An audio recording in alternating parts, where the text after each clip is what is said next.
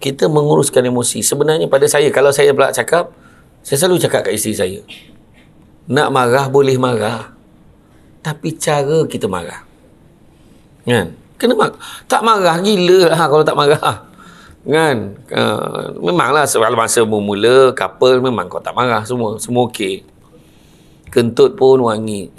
Semalam bau dia lain kan? Macam tu. Siap boleh bincang membahaskan bau kentut tu. Gila betul. Kan? Kan? Betul. Berapa ramai orang perempuan dia dah kahwin dengan suami dia boleh cakap, ya Allah, rindu betul bau ketiak suami. Kalau tak ada, memang ada tau isteri yang, ya Allah bang, lama tak dapat bau ketiak bang. Tak nak anak dah 8 tu.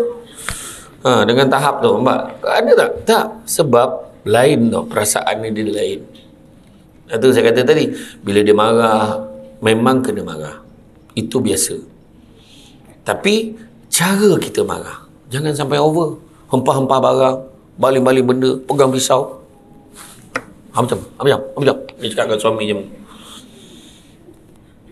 Kita kadang-kadang tu yang kita kena profesional. Saya pernah ada ceramah sebelum ni di UTHM. Saya kata kita kena profesional. Masuk profesional tu dalam rumah tangga pun ada. Imun subhanaka la ilma lana illa ma 'allamtana innaka antal alimul hakim. Rabbi shrah li sadri wa yassir li amri wa hlul 'uqdatam min lisani yafqahu qawli. Alhamdulillah, syukur kepada Allah Subhanahu wa taala, segala puji bagi Allah, Tuhan sekalian alam, salat dan salam ke atas junjungan besar Nabi Muhammad sallallahu alaihi wasallam. Masih banyak diucapkan kepada Tuan pengerusi acara. Begitu juga barisan jawatankuasa penganjur hari ini. Terima kasih banyak. Itu juga para pegawai kanan dan kiri UTHM. Itu juga Dev-Dev kehormat, terutamanya yang duduk bawah tangga dengan kat meja belakang. Kan, saya anggap tu Dev-Dev kehormat lah, kan? Macam tu. Siapa yang faham, fahamlah. Seterusnya tuan-tuan dan puan-puan yang rahmati Allah sekalian, alhamdulillah, syukur sangat-sangat dapat kita bertemu pada pagi ini. Pengurusan emosi, tak penat ke marah, kan? Dalam doa pun ada nada dia, tak penat ke marah, kan? Macam tu. Tapi sebenarnya manusia ni memang kaya dengan emosi. Sepatutnya dia kaya dengan emosi. Itu manusia yang normal. Tapi kalau yang tak normal, dia akan kaya dengan emosi tertentu sahaja. Dia akan cenderung marah saja. Ada seorang pula cenderung main aja. Aku malah lah nak pening-pening kepala. Kita kena happy hidup.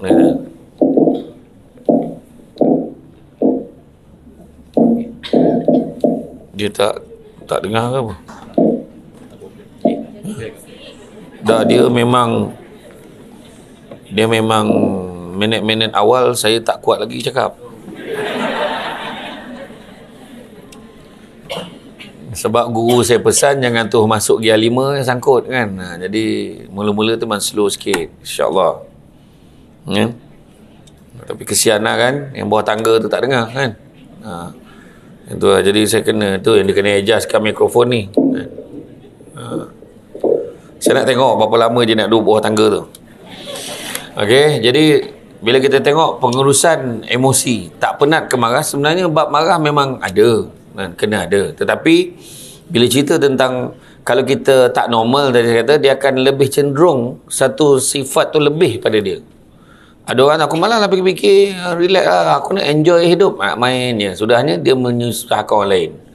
Dia tak kerja, dia tak datang kerja, dia lepak kat luar sebab dia malah nak fikir benda-benda yang susah kat dia.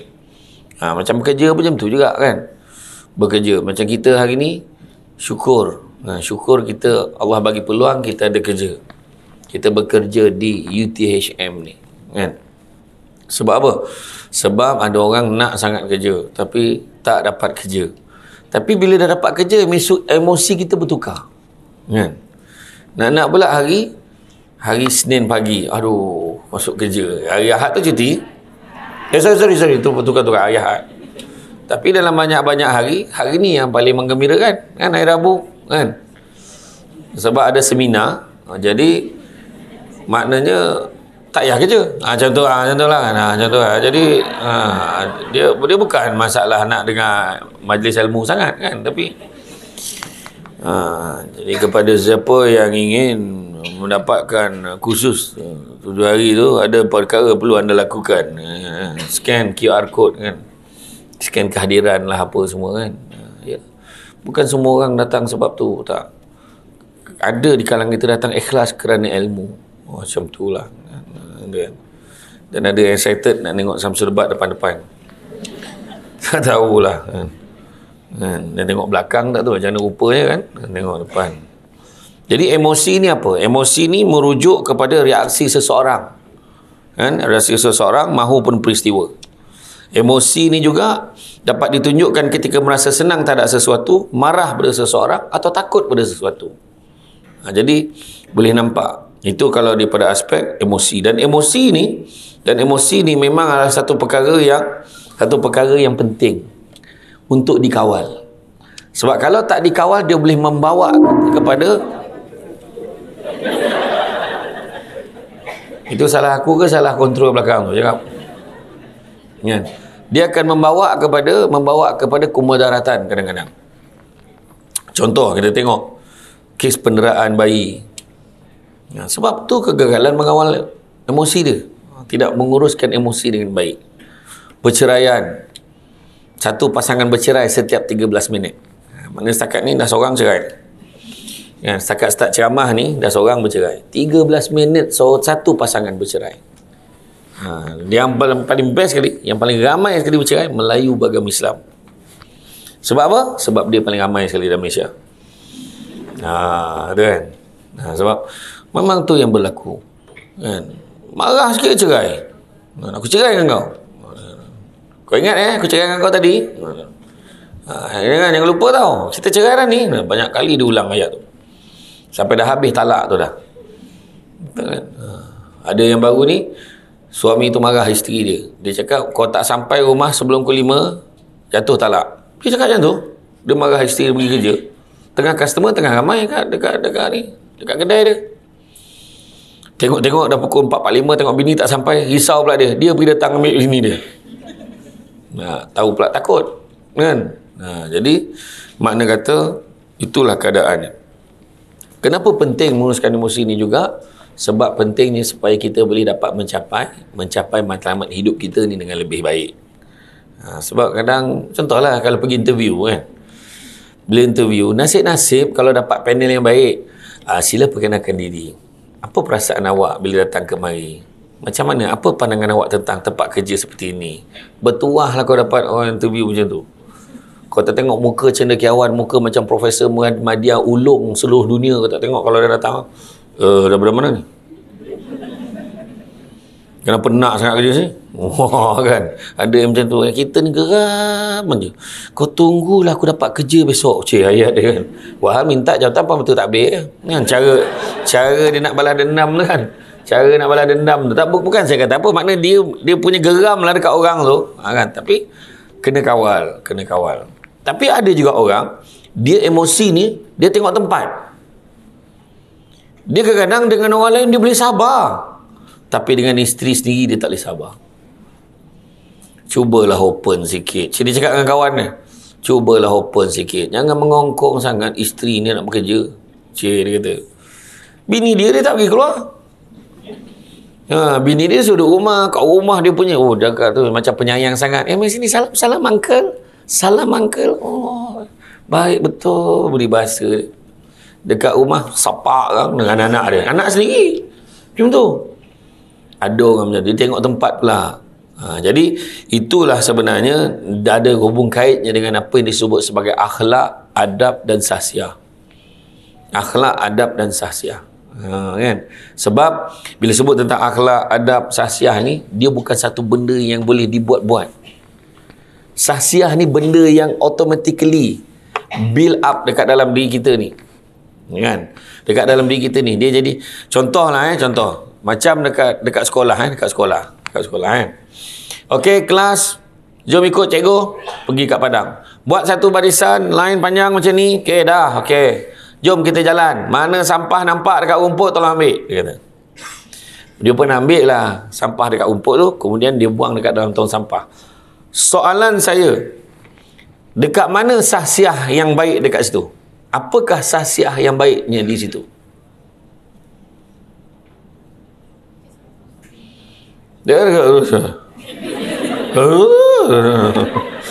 Tiba-tiba kau jadi macam tu kan? Tak. Apakah sahsiah yang baik kat situ?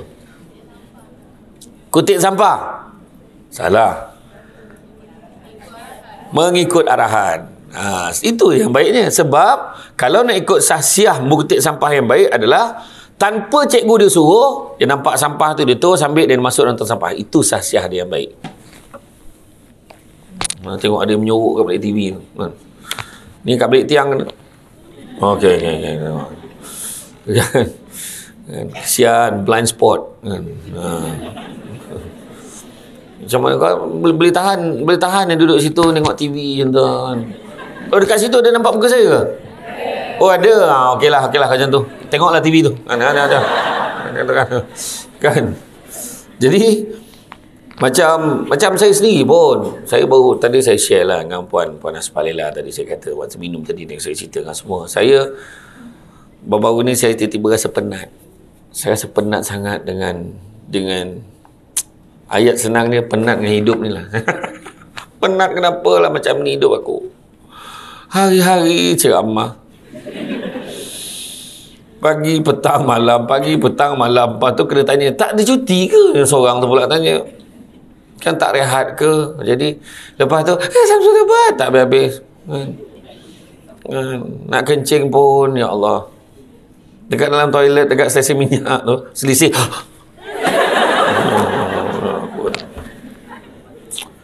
Aduh, sampai satu tahap kita bukan you all saja tau, kerja tu jadi burn out. Saya pun jadi burn out tau. Saya kata, aku nak rest lah. Manalah aku nak rest. Saya teringat tahun lepas saya berceramah, saya dijemput untuk berceramah di Kedutaan Malaysia di Jakarta. Terkejut tu, unthinkable. Tak sangka.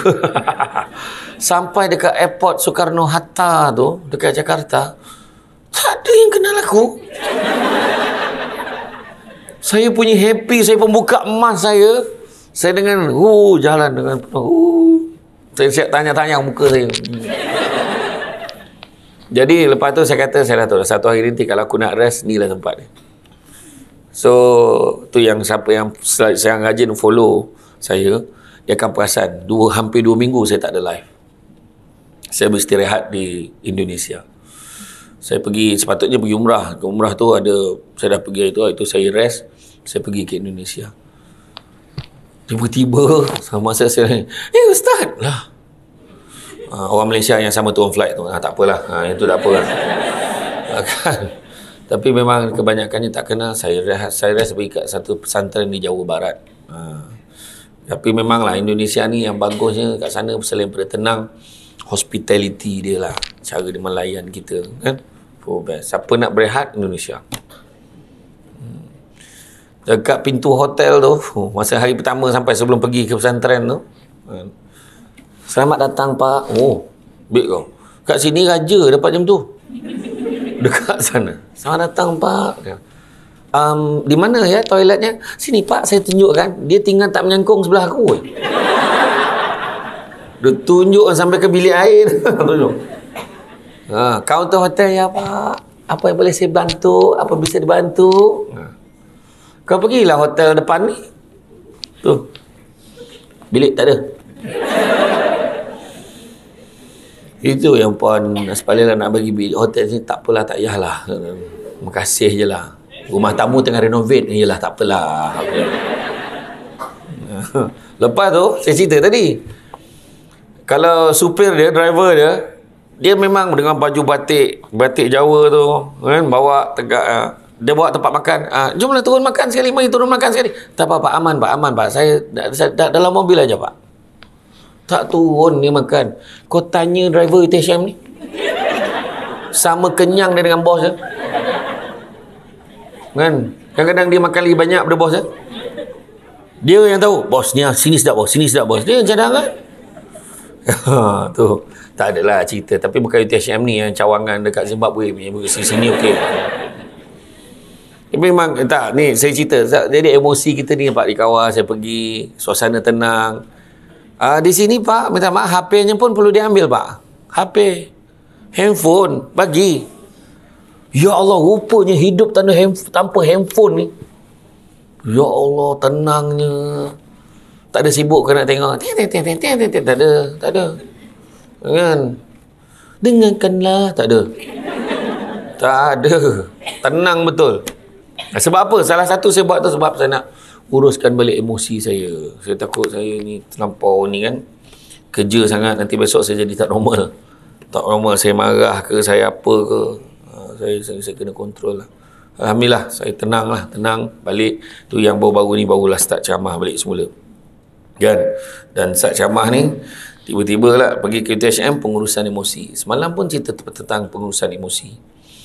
Kan, penderaan, kes bunuh, banyak kalau kita tengok. Kita tengok macam mana perasaan orang. Bila membunuh tu, apa perasaan orang tu? Tak tahu. Tu belum cerita lagi, ada satu hamba Allah tu dituduh membunuh. Ni ada satu kes, membunuh. Dia dipenjarakan sebelum dijatuh ke hukuman gantung. Dia jatuh ke hukuman gantung tu, dia membunuh ada seorang ni, saya tak nak sebut apa, nanti semua akan cek kes tu pula kan. Nanti kata saya ni mendedahkan maklumat, mendahului mahkamah pula kan. Tapi ada satu kes ni, hamba Allah ni dituduh membunuh adalah seseorang ni. Bila dia tuduh membunuh, kemudian dia mati-mati dia cakap dia tak buat, tapi lah dia bukti menunjukkan sebaliknya. Kan? Ada satu je bukti, kebetulan ada DNA dia dekat situ.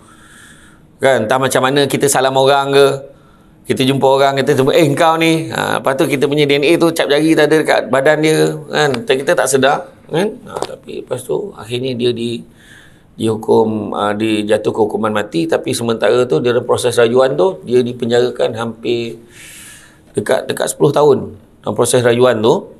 Dan dalam tempoh 10 tahun tu dia telah berjaya mengislamkan 18 orang lagi banduan dekat dalam penjara. Dan kemudian sampailah masa yang dia tunggu, dia digantung. Nak digantung tu, ni yang cerita kat saya ni kaunselor penjara. Kaunselor penjara. Dia beritahu kat saya. Dia cakap kat saya, dia kata dia selama ni nasihatkan orang. Dia rasa dia kuat. Dia rasa dia emosi dia boleh bertahan. Tapi dia koyak dia. Dia kata, koyak emosi dia waktu hari last day jumpa family. Dia tak boleh tengok banduan terakhir kan. Dia tak boleh tahan waktu dia jumpa isteri dengan anak-anak dia buat kali terakhir. Dia cakap dengan anak-anak, ayah dah tak ada lagi tau, besok tolong jaga mak elok-elok jaga solat, belajar rajin-rajin, jangan sakitkan hati mak ayah lepas ni dah tak ada dah, tak payah dah datang sini tengok ayah. Dan yang paling best sekali, yang paling bukan best macam mana, maksudnya yang paling menyentuh hatinya adalah waktu sebelum tu, petang tu, dan masa tu memang kaunselor ni keluar, dia tak tahan tengok nangis, anak-anak ni pun nangis. Dia pegang tangan imam, dia pegang tangan kaunselor. Haji, Tuan Imam, besok Tuan Haji dengan imam akan uruskan jenazah saya kan, jangan kasar-kasar ya, insya-Allah saya ni orang baik, insya-Allah saya tak apa ni, dan saya nak mengaku satu perkara pada dua orang yang orang terakhir saya jumpa. Demi Allah, saya tak buat apa yang mereka tuduh ni, tapi saya redha. Bayangkan kalau kita ada kat situasi macam tu, dan dia emosi dia tenang. Tu cakap tu, kalau orang lain kebanyakan banduan terakhir hari last tu memang dah tak makan dah. Kan? Ada tak makan, ada yang dah mula menung, ada dah tak cakap. Dia boleh minta lauk yang terakhir tu, dia boleh minta apa dia nak makan. Macam tu lah. Itu sebabnya emosi ni dia berkaitan dengan tekanan yang datang dalam hidup kita. Tekanan kena ada. Mana ada orang tak ada tekanan dalam hidup? Cantik dipandang bulan mengambang terang di awan. Kalau dah hidup namanya orang, takkan lari daripada ujian dan dugaan. Tentu ada ujian, kan? Tiba-tiba kena duduk depan. Sebab lambat, kan? Jadi tempat duduk belakang dah penuh. Dan orang kita sekarang ni dia pelik, dia penuhkan tempat duduk belakang. Kan? Betul kan? Saya nampak lah kau baru sampai tadi. Kenapa lah kau attack aku? Dia kata tak adalah gurau. Saya ni memang kuat gurau. Jangan risau. Jadi mana kata tekanan akan ada dalam hidup kita. Tetapi kita kena yakin sebagai orang yang beragama, kita kena yakin apa yang Tuhan bagi tahu kat kita. Fa inna ma'al usri yusra, inna ma'al usri yusra. Setiap benda yang susah akan jadi senang. Satu akan ada kemudahan dia, akan ada kebaikan dia. kan? Tapi takkan nak marah, tak penat ke marah, dia kata kan. Tapi itulah kerjanya orang perempuan, marah kerja ni. Siapa marah, dia kata. Cakap je lah, tak cakap pun tak boleh. La ilah kau sedar tak kau marah tu. Macam tu lah kan. Macam tu lah, ada je benda kan. Betul. Tapi kita menguruskan emosi. Sebenarnya pada saya, kalau saya pula cakap, saya selalu cakap kat isteri saya, nak marah boleh marah, tapi cara kita marah kan. Kena tak marah gila lah kalau tak marah kan. Memanglah kalau masa mula couple memang kau tak marah, semua okey, kentut pun wangi. Semalam bau dia lain kan. Macam tu. Siap boleh bincang membahaskan bau kentut tu. Gila betul kan. Kan betul. Berapa ramai orang perempuan dia dah kahwin dengan suami dia boleh cakap, ya Allah, rindu betul bau ketiak suami. Kalau tak ada, memang ada tau isteri yang, ya Allah bang, lama tak dapat bau ketiak bang. Tak nak anak dah 8 tu. Dengan tahap tu, mbak, ada tak? Tak, sebab lain tau, perasaan dia lain. Itu saya kata tadi, bila dia marah memang kena marah, itu biasa. Tapi cara kita marah jangan sampai over. Hempah-hempah barang, baling-baling benda, pegang pisau. Macam dia cakap dengan suami macam. Kita kadang-kadang tu yang kita kena profesional. Saya pernah ada ceramah sebelum ni di UTHM. Saya kata kita kena profesional. Masuk profesional tu, dalam rumah tangga pun ada profesionalism dia. Kan, suami isteri memang ada tekanan-tekanan tertentu.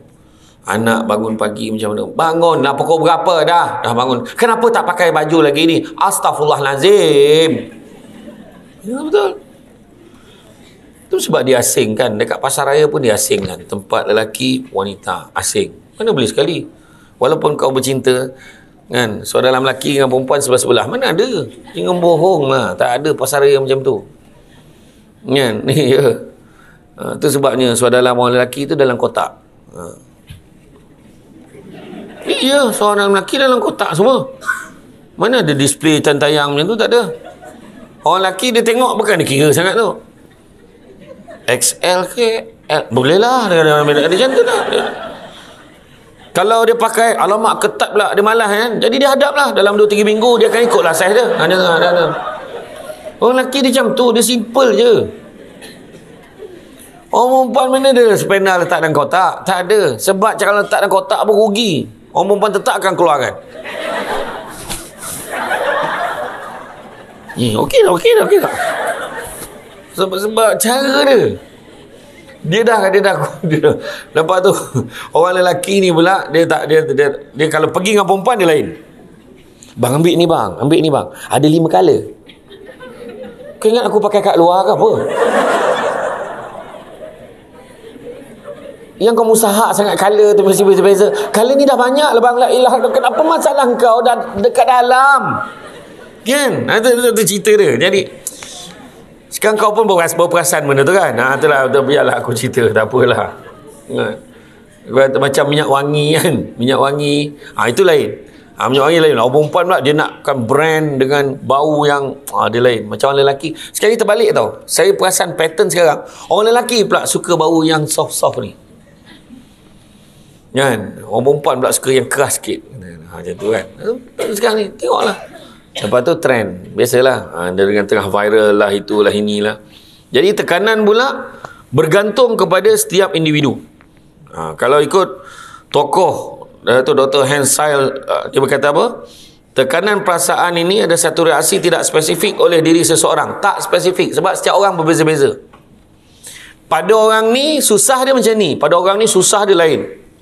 Sebab dia dah biasa hidup susah, sebenarnya tu tak susah pun. Kadang-kadang benda lain yang susah sebenarnya. Engkau boleh tahan dia macam tu, dah biasa kata. Kan? Hari-hari kena makan penampar suami. Bang, kau boleh biar. Tak adalah okey tu, dikira okey tu. Dia tak pijak aku, okey lah tu. Dia tu pijak baru teruk, dia kata. Ada macam tu. Ada dah bergebengkak, berdarah-darah. Kau pergilah report polis lah, sikit nak cakap mana tak boleh. Sikit ni dah kena. Sebab itu yang jadi masalahnya bila kita tak kawal emosi kita betul. Sedangkan yang normalnya sepatutnya dalam tu dia perlu bertindak balas. At least buat laporan. Sepatutnya itu yang normal. Tapi disebabkan dia buat macam tu, orang yang buat benda tu kat dia pun tak dapat pengajaran. Dia rasa benda tu okey, kan? Kerasnya takdir, kan? Macam tu lah. Macam tu lah. Geram tengok Munir tu, kan? Dulu kau buat macam mana bini kau? Tak, saya orang share dalam TikTok, saya tak tengok. Ya. Aduh, aku tak tahulah, itu orang share kat aku. Tengok mak mentua dia garang gila. Kau jangan nyusahkan hidup aku, kau pergi jauh dari hidup aku. Aku tengoklah yang scene yang tu. Tiba-tiba dah, mak minta maaf. Dah baik ke dia? Kata tu. Aku tak tengok kat TV, orang share dalam TikTok, kan? Dah habis lah cerita tu. Ya ke? Bila habisnya? Semalam? Malam tadi? Ya Allah, habis lah dia macam mana? Mati mak ni? Mak dia mati? Allahu Akbar. Bila matinya? Tak, dia mati macam mana mak dia? Tak, aku betul nak tahu ni macam mana mak dia mati. Macam mana? Tak mati? Oh, tak tengok. Tak tengok mak dia mati ke? Tak tengok cerita tu? Tak tengok. Okey, tak tengok dua-dua. So, macam mana mak dia mati? Macam mana? Dalam tidur? Ya ke?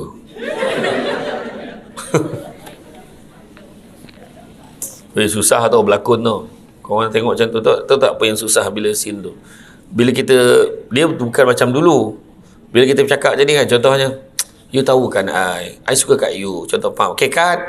Lepas tu ambil pula angle belah sini. Kena ulang balik dialog yang sama. You tahu kan I suka kat you. Dia mesti pastikan dialog yang sama. Atau lebih kurang sama. Dia akan ambil angle pada jauh pula. You tahu kan? Jadi besok dia edit dia campur macam tu. Saya pernah berlakon tu. Saya berlakon, kau tengok dalam YouTube, Janda Cosmopolitan. Ya, Janda Cosmopolitan. Cik Ta ada, Zana Zain ada, apa ada. Zarin Min bercinta dengan aku tahu. Man. Dia punya syok kat masa tu, scene tu paling susah aku nak buat. Sebab dia kata, saya dalam watak lain aku ceramah aje. Drama tu lain sikit. Dia jatuh cinta kat penceramah. Dengan bergerai mata, saya dah jatuh cinta dengan ustaz. Aku lupa dialog aku. Sebab aku rasa macam betul. Aku siap tanya ni, betul ke ni? Aku tanya. Ya. Bukan senang. Ekspresi tu cakap nak mengawal emosi. Itu sebab saya kata memang hebatlah pelakon tu semua. Terutama yang senior-senior tu kan. Dan lepas tu bawa watak azab lagi. Kau orang senang, kau berlakon jadi orang azab teruk betul. Kau tengoklah Pondok Buruk tu. Pondok Buruk 1, Pondok Buruk 2. Aku heran betul lah. Raya Melayu ni susah betul. Malam raya mati. Betul.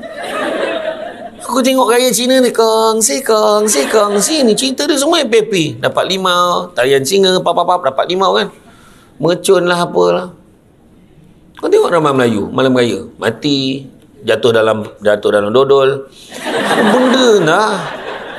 Aku la ilaha illallah. Tak apa benda tak boleh ke drama Melayu ni malam raya tu happy balik pada luar negara? Mak, saya balik mak. Ya Allah, anak mak balik. Tak boleh ke? Tengah duduk semayang tak bangun-bangun. Yang Rosyamno tu lah. Apa dia? Tak marah. Tak marah, tapi marah jugalah. Nah, maksudnya drama Melayu ni cubalah kan. Tengok itu pun ramai kat marah. Kenapa tak beritahu awal? Gaya bila? La ilaha illallah. Emosi rakyat Malaysia ni marah sebab kalau boleh raya ni beritahu awal. Kau sedar tak kita tengok Anak Bulan? Dia marah sebab peristiwa tahun lepas. Yang kau percaya kalender kuda tu pun suruh. Kan? Tahu tak macam mana? Tak, kebanyakan yang marah tu pula sepanjang hayat dia tak pernah sekali pun tengok Anak Bulan. Tahu tak Anak Bulan tu macam mana rupanya bila dia orang tinjau tu? Tahu tak? Siapa yang pergi balai cerap tu, dia sebenarnya Anak Bulan tu macam pensel tu, kita asah paling tajam. Jadi kita tulis dekat satu kertas tu, kita buat lengkok macam ni. Itulah saiz dia anak bulan tu. Makna halus dan nipis betul dan sekejap saja. Kawan tu macam ni lah, minta tengok lah tu. Daripada 29 balai cerap tu, kalau dapat satu balai cerap, nampak jadilah, rayalah semua esok. Dah dia dah kira tak nampak, dan memang tak nampak. Kebanyakan kalau dikira memang tepat. Tahun lepas, jiran sebelah rumah saya, dia salah seorang yang pergi tengok anak bulan ni. Dan dia memang terus masuk dengan geng-geng falak ni yang kira berapa. Dia memang dah tahu raya 29 hari, dia tak beritahu aku. Aku malam tu elok buku puasa kat KL, kau tahu? Kan? Lepas tu dah perjalanan balik tu, orang telefon, kau tahu tak besok raya? Tahu, Cik Wah dah mati tak tahu. Okey, Assalamualaikum mak raya. Pak pecut. Nasib baik tak jam. Bayangkan tahun lepas, lamang tinggal buluh je. Tak sompek bakar. Sebab dia ingat dia nak bakar esok kan. Ramai yang jadi macam tu. Tapi ambil pengajaran lah. Itu apa Allah Ta'ala beritahu kita. Allah beritahu kita, kita mampu merancang. Tapi rancangan Allah juga yang terbaik. Itu aja. Bersedialah pada awal. Itu aja. Kan? Itu dia. Kemudian begitu juga, bebanan juga, sesuatu reaksi disebabkan satu bebanan yang menimpanya, dan bebanan pula boleh berlaku dalam berbagai bentuk. Bebanan secara fizikal, cabaran, ancaman, dan apa juga bentuk perubahan dalam hidup seseorang yang memerlukan seorang tu beradaptasi. Contohlah, siapa yang baru sebulan kerja? Kat tangan. 2 bulan? 3 bulan? Kau dah lama kerja dah? Nampak macam budak praktikal ni kau cakap tu. Tak ada. Terasa muda ni sebut praktikal. Siapa yang dalam tempoh baru setahun, tak sampai setahun lagi kan? Oh, ada tu tak sampai setahun. Mula-mula tu rasa berdebar juga kan. Fikir, apa benda macam mana kerja ni macam mana. Saya dulu, mula-mula nak bekerja jadi pegawai. Bawa kes-kes mahkamah untuk sebuah agensi. Fikir-fikir, macam mana kerja besok ni? Masuk pukul berapa ni? Kalau lambat macam mana ni? Kena denda ke apa ke? Tak tahu. Tak pernah kerja kerajaan. Kan? Sekali masuk, hari pertama, ni bilik tuan ni. Tuan, ni bilik tuan dekat sini. Saya pun bawa ada bilik saya. Saya ni tak boleh. Saya ni bangsa jenis yang ada penyakit. Dia panggil tu penyakit apa? OCD Entahlah. Saya tak boleh. Maksud saya penyakit saya tak boleh benda tak kemas dalam bilik saya. Tak boleh. Macam tu. Saya tak boleh. Kalau bersepah memang saya yang bising dulu daripada isteri saya. Saya tak boleh. Isteri saya memang dia kemas lah. Tapi kalau saya nampak, sorry bang. Dia yang sorry bang. Ni barang tak sempat kemas lagi. Dia beritahu saya dah awal-awal. Tak apa. Abang okey je. Tapi macam tu kan. Kadang dekat jalan tu tiba-tiba ada barang-barang, ada berdasing-berdasing yang tertentu kan. Tak boleh. Lepas tu kalau lipat tu, ni barang lipat. Lepas tu yang sangkut, saya tak boleh. Dia mesti sangkut. Lepas tu bayangkan saya pergi hantar kat Dobi, hanger saya mesti hanger saya. Mesti hanger sama. Aku tahu suka lah hanger tiba-tiba bangsa A, tiba bangsa B, bangsa J, lala tu bangsa Johor. Tak boleh. Apa hal lah, dia bercampur-campur, saya tak boleh. Sebab ada setengah hanger tu dia nanti dia dekat bengkok macam tu. Saya tak boleh lah tengok hanger macam tu. Kan, saya tak boleh. Nah, jadi benda pertama sebab saya kemas bilik saya, file tu saya susun ikut dia punya ni, tahun ni apa semua dah susun. Majalah, magazine saya susun. Saya tak boleh. Atas meja saya kemas clear. Gambar ni siapa? Oh ni gambar ni 5 tahun dulu punya orang ni. Kena tukar. Sebelum ni ada orang lain duduk kat bilik tu. Saya kemaskan, saya sapu. Lepas tu saya panggil Puan Rokiah tu. Puan Rokiah, dia dah pension lah. Puan Rokiah, panggil Kak Kiah je. Tu benda pertama saya belajar. Mana puan jangan panggil puan, panggil Kak. Pertama kerja kerajaan ni, panggil Kak Kiah je. Okay.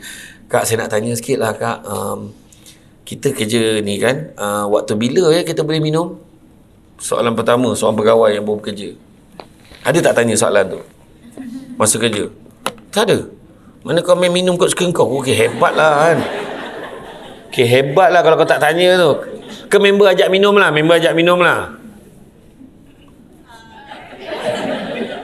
Tak, tu ni Kak kan tadi tak sampai setahun kerja kan. Masa bermula kerja tu, macam mana nak minum tu? Tanya tak? Tanya tak orang lain nak minum kau? Memang tak tanya ke kau memang tak minum? Saya tanya tu, dia kata apa? waktu bila kita minum, Tuan kan pegawai. Sekali Tuan lah Tuan nak minum bila? Lah, macam tu punya. Saya percaya macam tu. Lepas tu saya kata apa? Habis katalah pukul 9 ni kan, saya pergi minum. Saya keluar minum. Pukul apa saya kena masuk balik? Tuan jangan tanya saya. Sekali Tuan lah. Tuan tak nak balik pun sekali Tuan lah. Bayangkan macam tu benda yang diberikan kepada saya pada hari pertama menyebabkan ramai orang salah faham tentang kerja kerajaan ni. Betul tak? Kita tertakluk kepada GO kan? General order kan? Yang mana dia dah beritahu waktu minum pagi 8.30, 9.30, kemudian makan tengah hari 1 sampai 2, kemudian minum petang 2.30 sampai pukul 3.30. Betul tak? Tak betul. Kau boleh ngangguk lah. Ilah Allah, sabarlah. Macam tu. Tak ada dalam GO tu Kak tulis macam tu. Dia gelak dia. Oh tak ada. Tak, dia yang beritahu waktu kerja je 7.30, 4.30, 8 sampai 5 dan juga 8.30, 5.30. Tu 3 option. Fleksi. Ada orang boleh pilih. Tapi pejabat saya dulu, pengurusan ambil keputusan selaraskan semua 8.5. Tak ada nak fleksi-fleksi, nak datang awal, nak balik awal. No, datang supaya memudahkan. Kalau ada benda kita nak uruskan, kita tutup waktu dia. Tentulah. Kita buat bayangkan. Sampai ada beli tu, yang ada yang keluar kejap-kejap minum, kejap-kejap minum. Sedangkan secanggih-canggih bangunan baru. Kan, daripada Kuito. Menjadi, saya ingat masa masuk debat tu. UiTM lawan Kuito. Bukan Kuito. Sekarang dah jadi UTHM kan, lawan dengan UTHM. Apa dia? Secanggih-canggih bangunan baru dengan pintu gerbang tersergam indah, masjid yang indah, setiap pejabat ada pantry. Pejabat mana tak ada pantry tuan betul? Ke pejabat kau memang pantry? Dah dekat mana? Dekat mana? Tolong usahakan sikit. Oh iyalah, tak apalah. Yang tak ada pantry tu fahamlah. Tak apalah kan. Tak. Kebanyakannya ada pantry. Dan bila ada pantry, buat langkah penjimatan. Okay guys, kita bagi turn besok, I buat nasi je. Yang seorang buat lauk. Yang seorang, jangan bagi dia buat lauk, bagi dia buat nasi je. Kau tak tahu ke dia masak macam mana? Yang seorang tu bilang, contohlah kan. Makna kata, buat langkah penjimatan. Potluck kan. Betul lah. Macam tu lah sepatutnya. Dah boleh jimat. Sebab kita tak perasan tau. Nak pula ada orang awam berurusan dengan kita. Kita tak sedar kita kadang-kadang ambil hak orang. Contoh. Samsul debat. Itu je waktu free dia boleh pergi ke UTHM tu untuk bincang ke pejabat penaftar ke apa. Yang boleh uruskan seorang tu je pegawai. Saya free setengah jam je ni. Nak datang, nak uruskan. Masuk dan pejabat, minta maaf, pegawai ni tak ada, dia ada urusan. Sedangkan dia pergi minum. Kalau betul dia ada urusan, tak apa. Kalau dia pergi minum, dia ambil hak orang. Itu yang kita tak perasan. Itu yang tak penat ke marah? Marah. Kan? Marah tetap marah. Kan? Cabaran, ancaman, perubahan hidup seseorang. Jadi isteri. Bukan senang. Tiba-tiba berubah nak jadi isteri. Berdebar. Kita nampak dia romantik. Bila dah kahwin, rupanya baru tahu tembelang sebenar dia. Kan, baru tahu tidur, ya Allah, buruk betul rupanya. Muka tak boleh belah kan. Belum nampak ayu je betul-betul tudung. Okey, jumpa lagi tau. Tidur kan yang suami ni. Suami nak tengok ni makhluk apa sebelah aku ni. Contohlah kan. Jadi mana kata tu perubahan, tapi memerlukan kita untuk adaptasi. Kemudian tekanan ni juga yang boleh mengganggu emosi ni boleh dibahagikan kepada beberapa klasifikasi bergantung pada cara pandang seseorang berkenaan dengan fenomena ini. Contoh, banjir. Tengok. Banjir Johor, banjir Kelantan, tentu beza. Banjir di Seraman, tentu beza. Banjir di Segamat dengan banjir Batu Pahat, ada beza. Segamat teruk betul kan. Kalau tengok di Kelantan, sampaikan tinggal bumbung je, relax sokok atas bumbung. Emosi dia tak ada apa. Biasa, mata gitu tu bawah. Dia kata tu. Relax ada. Kan? Di Negeri Sembilan, tiba-tiba banjir sampai parah lutut. Mana bantuan ni? Tak ada bantuan ke? Bising ni. baru pakai coating kau dah bising. Nampak tak? Itu beza dia. Orang dah biasa dengan tekanan tu. Klasifikasi tu bergantung pada setiap individu. Dan cara pandang merupakan tindak balas mental seseorang dalam menghadapi tekanan yang mendatang. Tindak balas ni selalunya berbentuk buah fikiran dan persepsi. Anak dia kau tahu pukul 8 malam balik rumah setiap hari. Biasalah budak sekarang. Tengok cara dia. Ada setengah orang tu, macam mana boleh biar anak macam tu? Tak patut tu. Kan? Kau tahu tak? Dia dah 2 minggu dah duduk kat wad tu. La ilah Allah, kenapa? Dia kerja situ. Ajar betul kan? Kau pun berjaya dengan dia sakit apa kan? Dia baru dapat kerja kat hospital dengan tugaskan kat wad. Macam mana? 2 minggu dah korang ajar. Saya pernah kena tu. Benda tu. Yang saya cerita balik tu. Kan?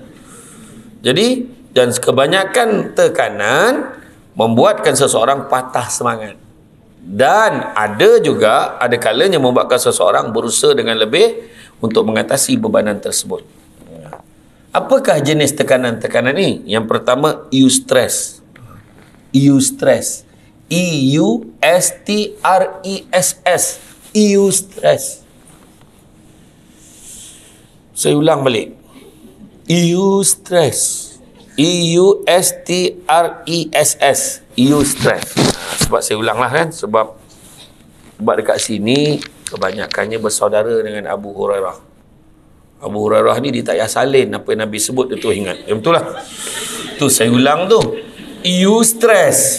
Kau ingat terus kan? Okey, aku sebut. Kejap lagi aku tanya. Jenis kan? Eustress. Salim ni. Kejap lagi dia tanya. Tak apa, jangan risau, saya tak tanya. Saya pernah ceramah dekat satu masjid di Kuala Pilah yang datang ramai orang tua lah, makcik-makcik kan. Saya kata, makcik, apa maksud selawat makcik?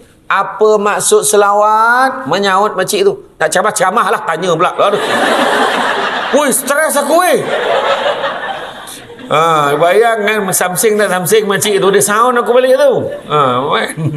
Ceramah lah, tanya pula. Tapi penceramah biasa kalau dia tanya, dia jawab balik semula. Itu biasa.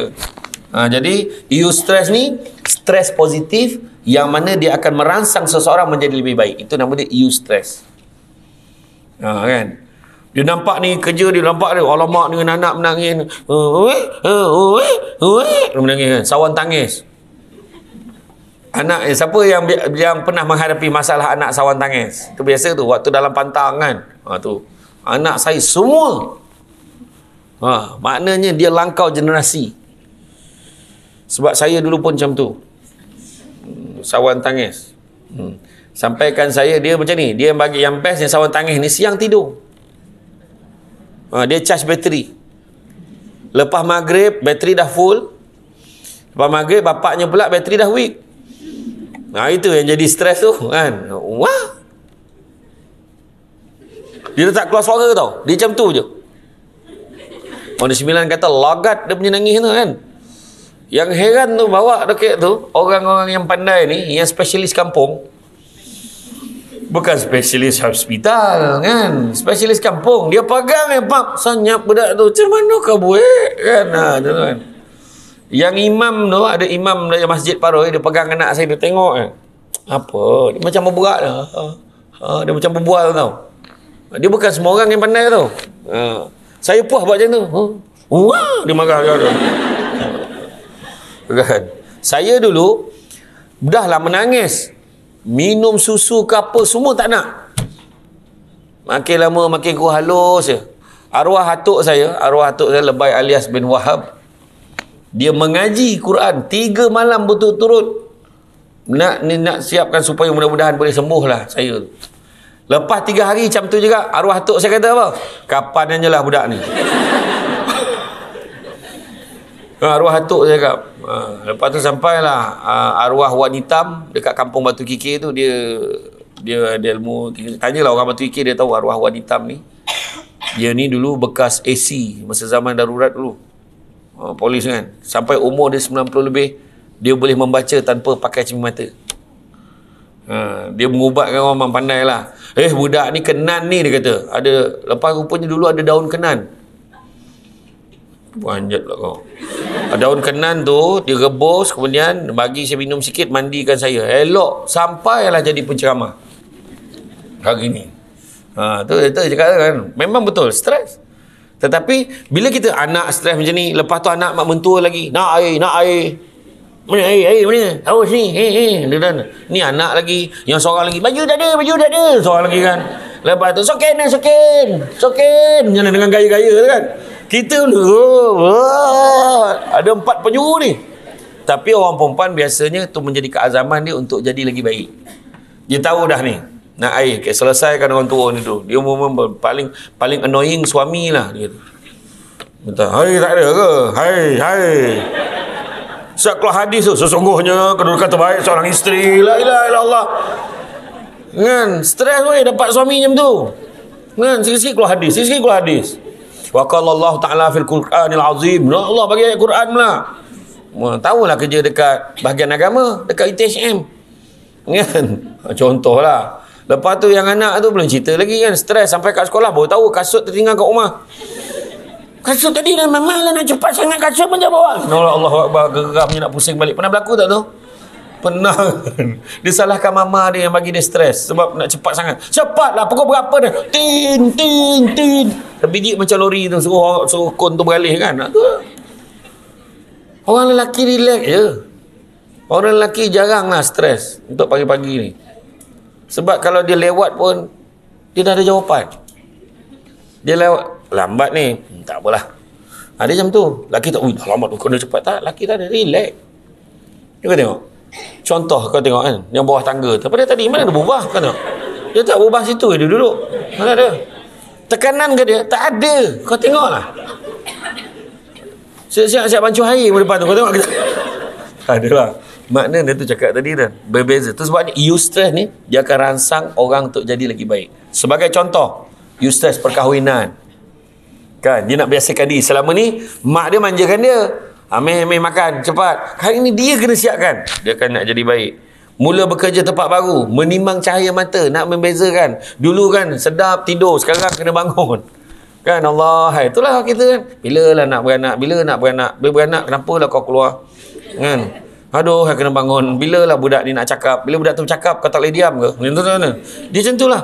Dia punya tu datang, dia nak biasa. Kemudian pergi melancong. Stres juga pergi melancong, tak biasa. Tiba-tiba nak pergi umrah. Cuba ingat balik, nak pergi umrah kali pertama. Tak tidur malam betul ke ni, okey ke ni? Kau doakan aku tau. Kau je jagalah. Aku dengar macam-macam hal dah kat sana. Ya ke weh? Kau dah lah tak rajin pergi surau. Kau selalu tak pergi surau tempat kau. Kau siap lah. Sila tak nampak Kaabah ni. La ilaha illallah. Itu yang sampai tu betul-betul tak nampak Kaabah. Meraung nanya ustaz saya tak nampak Kaabah ustaz. Sabar, ni Madinah ni. Memang belum. Mana nak nampak Kaabah kat Madinah tu? Kau pergi Masjid Nabawi kau tak jumpa. Kan, salah tempat dia carinya. Kan. Tak, dia jadi tertekan. Tapi sebenarnya dia nak buat tak. Tapi dia tak ada orang lari balik. Sampai ke airport, aku nak balik. Tak pernah berlaku macam tu lagi.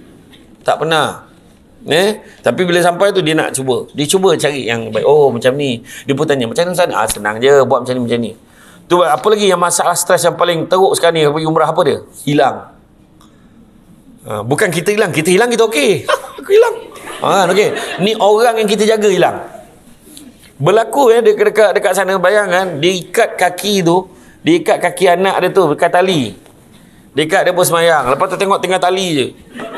Betul. Dan dia cari anak dia tak jumpa sampailah habis tempoh umrah. Visa dia berakhir. Dia kena balik telefon kedutaan, tak jumpa. Akhirnya dia reda anak dia tidak dijumpai. Anak dia kecil lagi masa tu, dalam 2 tahun macam tu, baru nak jalan sikit-sikit macam tu.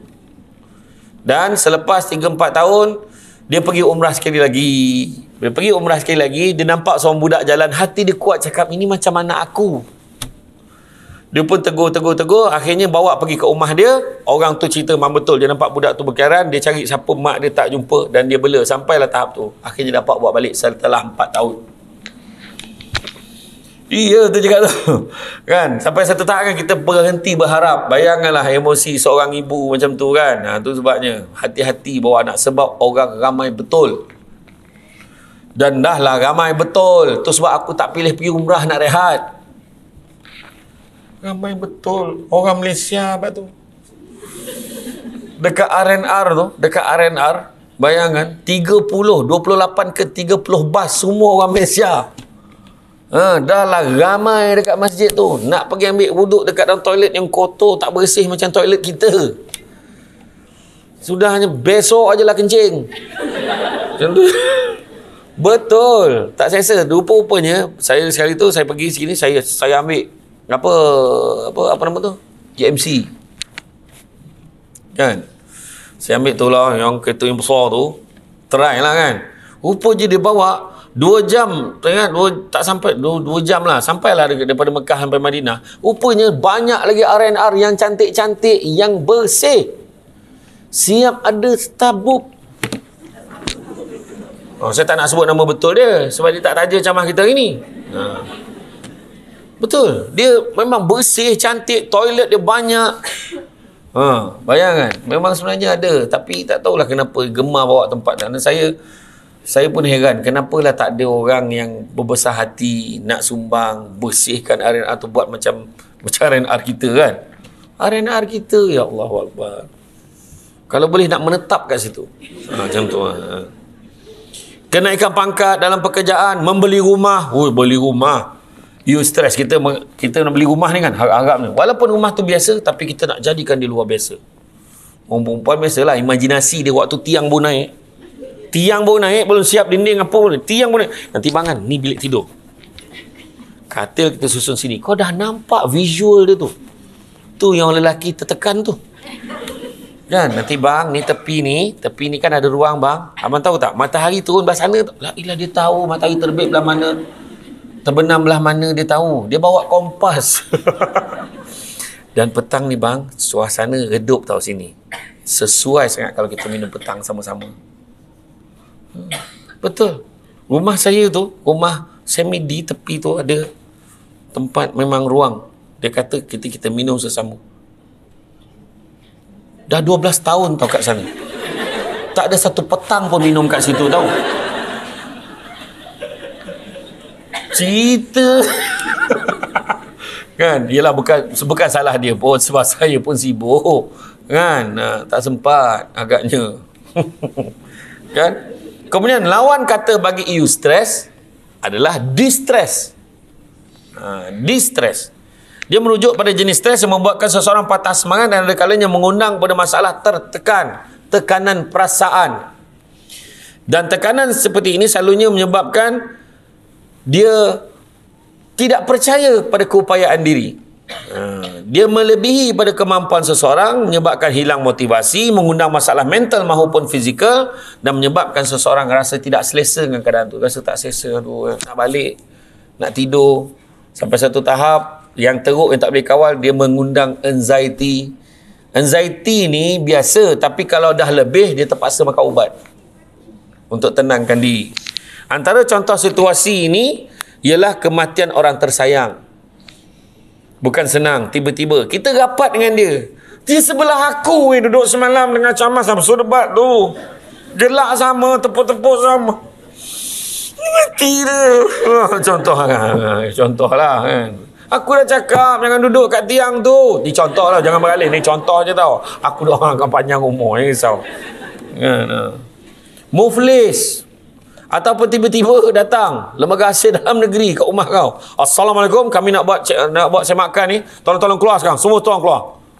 Weh, jangan main-main kau. Lama apa nak jadi ni? Ya Allah, telefon tolonglah bang ni. Macam mana ni orang ni datang ni. Habis dia cek bawah periuk apa semua, tengok. Rupanya rumah sebelah salah alamat. Contoh lah kan. Tapi tertekan tak kita? Trauma. Dia jadi trauma tau. Lepas tu dia tengok van lembaga hasil ni dah takut dah. Dia ada dua hal baru tengok ni. Assalamualaikum. Macam kerja mana lembaga hasil? Dia takut. Dia jadi trauma tau. Dia trauma. Macam tu. Begitu juga penderaan. Dia kena dera, kena pukul. Kita tengok kan video-video yang budak-budak kena dera tu, kita pun tak tahan. Yang budak sekolah kena tu. Tu sebab saya daripada kecil lagi, waktu kalau saya dengar adik saya kena usik, memang saya cari budak tu. Dan ada sekali sekolah asrama, adik saya kena buli. Saya datang 10 motosikal daripada ITM Melaka datang pergi tengok. 10 motor tok pergi. Motor tak adalah besar pun, Honda Cup, Yamaha ni kan. Yang teng ketekak tu. Itu Yamaha lama tu kan. Pergi. Bila pergi, siapa yang usik adik aku ni? Yang besar sangat tu mana dah? Kena. Sebab bila kita tak buat macam tu, budak ni sebab berlaku tau. Ada seorang budak ni dia sekolah asrama penuh. Asrama penuh di sekolah Datuk Abdul Razak.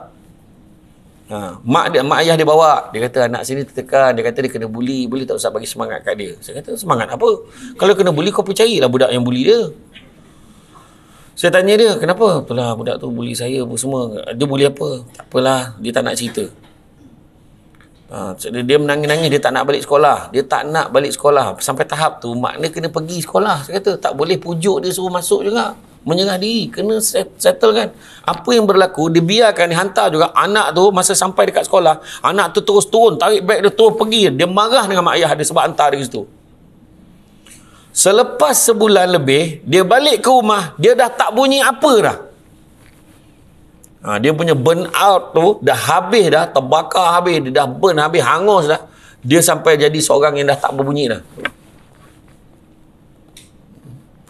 Dia jadi kemurungan, depression. Tu cerita dah.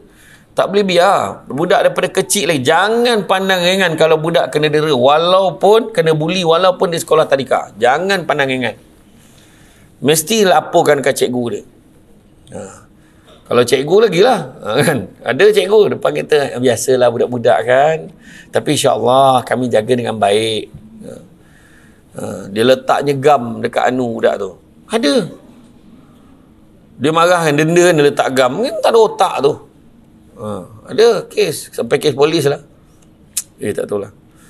Jom kita cubit ramai-ramai. Dia ajak orang lain cubit budak ni seorang tu. Tu bayangkan. Dan perceraian tak biasa. Mana ada orang biasa bercerai? Tak ada kan, tertekan dengan perceraian. Tak biasa. Aku ceraikan kau. Abang, kenapa abang tergamak buat saya macam ni? Ni drama lah, ni pengaruh drama ayat kan. Betul. Siapa yang dah pernah mengalami perceraian, dia tahu betapa susahnya bila bercerai. Dia sebab saya tu pesan, nak bercerai ni satu je. Kita tahu benda tu benda halal yang paling Allah tak suka. Tapi satu perkara, jangan fikir emosi kita je. Tapi tindakan kita ambil ni, fikirkanlah emosi orang lain yang terkesan dengan perceraian. Iaitu anak-anak. Kan? Anak-anak lah yang paling tertekan. Pernah berlaku dekat mana tau? Dekat satu sekolah, saya ceramah dekat sekolah di satu kawasan di Jelebu. Sekolah tu, saya ceramah tajuk masa tu, Dilema Ombak Rindu tajuk dia. Saya ceramah masa tu untuk mak ayah tu yang datang masa mesyuarat PABG tu, saya ceramah. Rupanya dalam sekolah tu pelajarnya taklah ramai sangat, dalam 90 lebih je satu sekolah. Masalah dia, mak ayah dia orang, kebanyakan pelajar-pelajar ni ibu dan bapanya bercerai,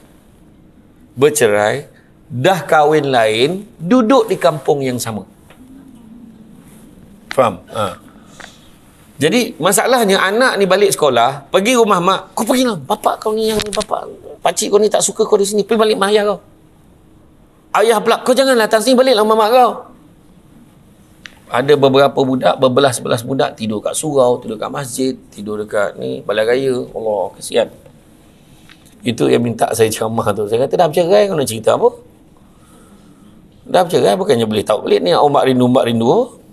Pengaruh masa tu lah cerita ada Nazis dengan ni kan, banyak karin masa tu kan. Tapi kita ni nak cerita, nak avoid kan masalah rumah tangga tu dah berlaku. Tapi apa yang sepatutnya kita tekankan ni, masa depan budak-budak tu. Terganggu, jangan dia boleh berdendam dengan orang ni, berdendam dengan orang tu, berdendam dengan ayah dia sendiri kan, macam tu lah kan.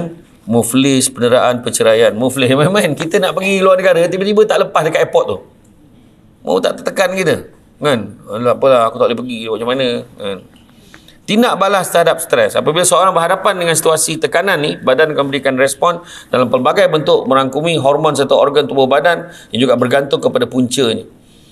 Ketika tekanan berlaku, badan akan menghasilkan banyak hormon adrenalin dan juga kortisol serta disalurkan dalam saluran darah. Macam ceramah sains dah kan. Hormon ini kemudian menyebabkan badan serta minda bersedia menghadapi situasi tekanan ini dengan merangsang beberapa organ vital dalam badan. Pertama, jantung akan mula berdegup dengan kencang. menyalurkan lebih banyak darah, kemudian menyebabkan tekanan darah meningkat. Darah ni akan disalurkan lebih banyak ke otot, otak dan jantung, iaitu organ penting. Dia boleh cepat tu yang pada siapa yang tak berapa sihat, dia akan jadi masalah. Kan? Itu sebabnya kalau kita makan ubat pil Ovamol, Panadol, sebenarnya dia bukan ubatkan demam. Kita demam ni sebab ada saluran kita, darah tu dah mula jadi sempit, dia tak berjalan dengan lancar, kepala mula pening sebab oksigen tak sampai kat kepala, macam itulah. Tapi bila kita makan dia akan kembangkan urat saraf kita tu. Jadi dah saluran darah tu akan kembang, dah mula darah tu berjalan dengan baik.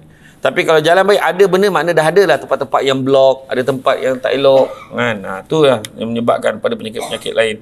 Itu yang boleh jadi tiba-tiba kena stroke kan, dan sebagainya. Sini berapa suhu paling tinggi berapa itu? Sini Betul Pahat 38 ni. Waktu tu saya pergi Manjung, dia cecah 40-42 tau. Tu sebab anak-anak hati-hati lah. Kalau dia jenis main dekat luar akan tengok. Kalau panas sangat jangan bagi main dulu. Sebab bila dia main tu, dia cepat dengan jantung dia dah laju. Kemudian dia tiba-tiba masuk ke dalam, dia berlawan pula. Macam korang lah sekarang. Duduk dekat dalam bilik, pasang aircon 16, pakai baju sejuk. Lepas tu keluar panas. Memang terkejut. Malam tadi ceramah dekat masjid dekat Melaka tu, kebetulan baru nak lancarkan dana nak dapatkan aircon. Malam tadi pakai kipas besar je. Tak boleh cope. Orang ramai. Lepas tu panas. Ya Allah, tak boleh nak cakap lah kan. Sebaik makan lepas tu sedap kan. Jadi macam cover balik tekanan yang serat di awal tadi. Kemudian hormon adrenalin juga secara tak langsung menyebabkan saluran darah mengecil. Kemudian kadang memberi impak pada hormon lain. Sebagai contoh, penghasilan hormon seksual, hormon yang bertanggungjawab untuk pembesaran akan berkurangan.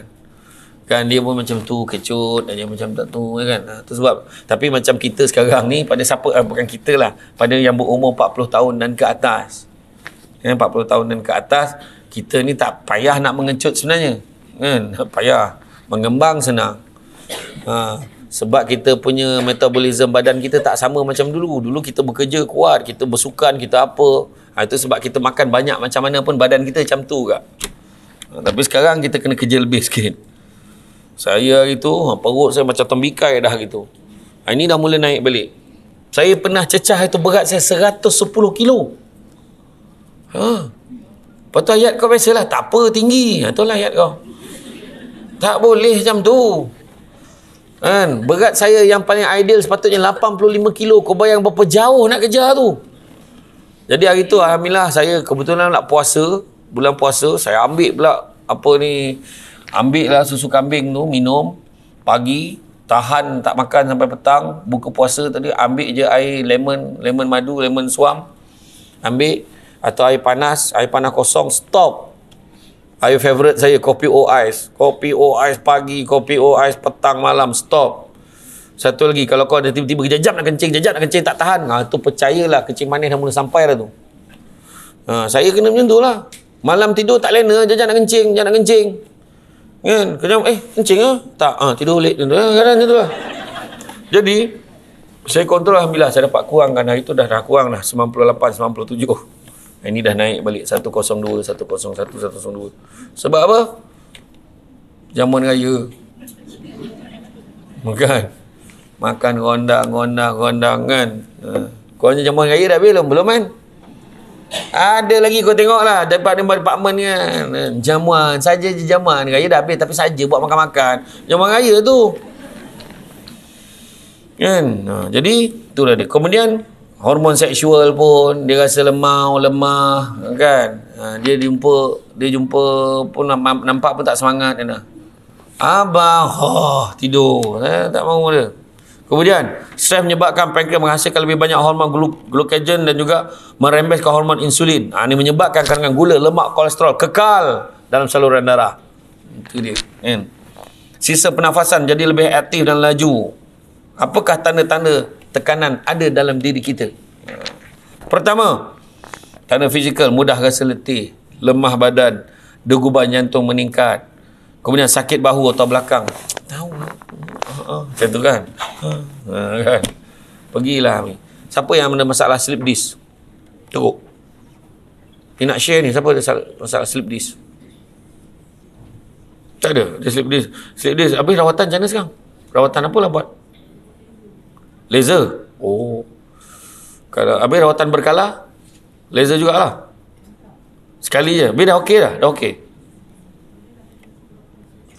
Dia kalau, sebab saya dapat tahu ramai kawan-kawan saya yang saya syorkan, Alhamdulillah, ada orang sampai berpapah dia tak boleh jalan kan, keluar daripada tempat tu okey, iaitu pergi dekat dia nama dia kiropraktik, tapi kiropraktik yang di Bangi, bukan semua tempat tau. Kiropraktik di Bangi tu, sebab tapi kena bawa yang kita punya scan ni, kita punya x-ray tu, dia nak tengok yang mana L berapa yang kena tu. Jadi sebab yang bagusnya dekat sana, dia tak macam kiropraktik tempat lain. Kiropraktik terus 10 sesi bayar berapa ribu. Dia macam di Bangi tu, satu sesi tu je bayar 300, 200 lebih 300 macam tu bayar. Kiropraktik Bangi. Bagus tempat tu kan. Jadi siapa, sebab yang selalu kena slip disc apa, kerja macam kita ni lah.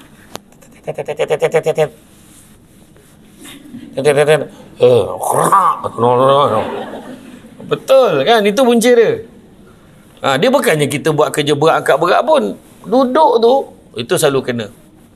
Tu sebab kalau kita kerja macam tu, kalau penat tu bangun, exercise sikit kan, ganggang badan, jogging, agak-agak dah pukul 5 besok datanglah balik tu. Kau janganlah balik rumah kat situ je. Tapi betul, buat stretching balik. Betul. Kawan apa ni, ada seorang bos saya dulu kena, tahu tak dia kena slip disc tu dekat mana? Lagi pula dia kena dekat tengkuk. Dekat tengkuk tu, dia punya tulang tu dia dah himpit saraf dia. Jadi menyebabkan bos saya jalan pun dah tak boleh macam tu. Tahu tak, sudahnya pergi dekat HUKM, kena operate kat mana? Sini. Belah dekat sini, sebab kat belakang ni banyak urat sensitif. Jadi kena dekat leher, macam sembelih lah. Buka, kemudian yang tulang yang himpit tadi, buka, cabutkan, tukar dengan titanium. Lepas tu baru okey. Tapi masa balik tu, yang ni perit itu baru rasa. Dia kata azab betul, nak makan apa pun sakit. Bayangkanlah sembelihnya. Tapi apa dia kata, dia teringat satu pagi tu, dia kata, dia cakap dengan datuk dia cakap dengan isteri dia, puteri ingat, dia kata dia teringat air kelapa. Dia suruh anak dia cari kelapa, alhamdulillah sembuh, luka sembuh cepat dengan air kelapa. Bukan siram, minum. Sebelum kau fikir bukan buat apa, renjis-renjis ke apa tak, minum lah. Dia minum wonder fruit, buah kelapa kan. Pening kepala tu biasa. Kemudian simptom lah dah. Simptom tekanan, mana tertekan lah tu. Simptom tekanan ni segi mental, lemah daya ingatan. Ya Allah, lupa. Dah sampai office baru perasan. Kan? Isteri tak hantar lagi. Dia bawa isteri balik ke main telefon. Ni kat mana ni?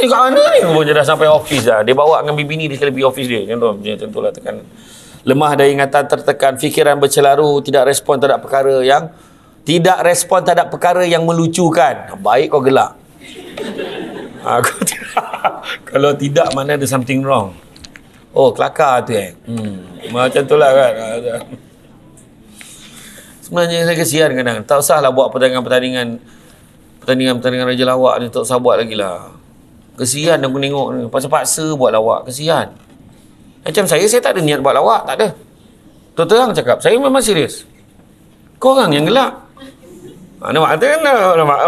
Saya tak ada niat pun.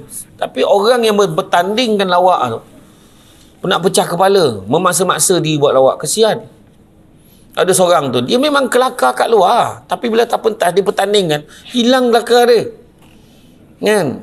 Tak salah, sebab saya tak masuk. Sekali itu pun jemputan, tak pasal, tersarung aku kan.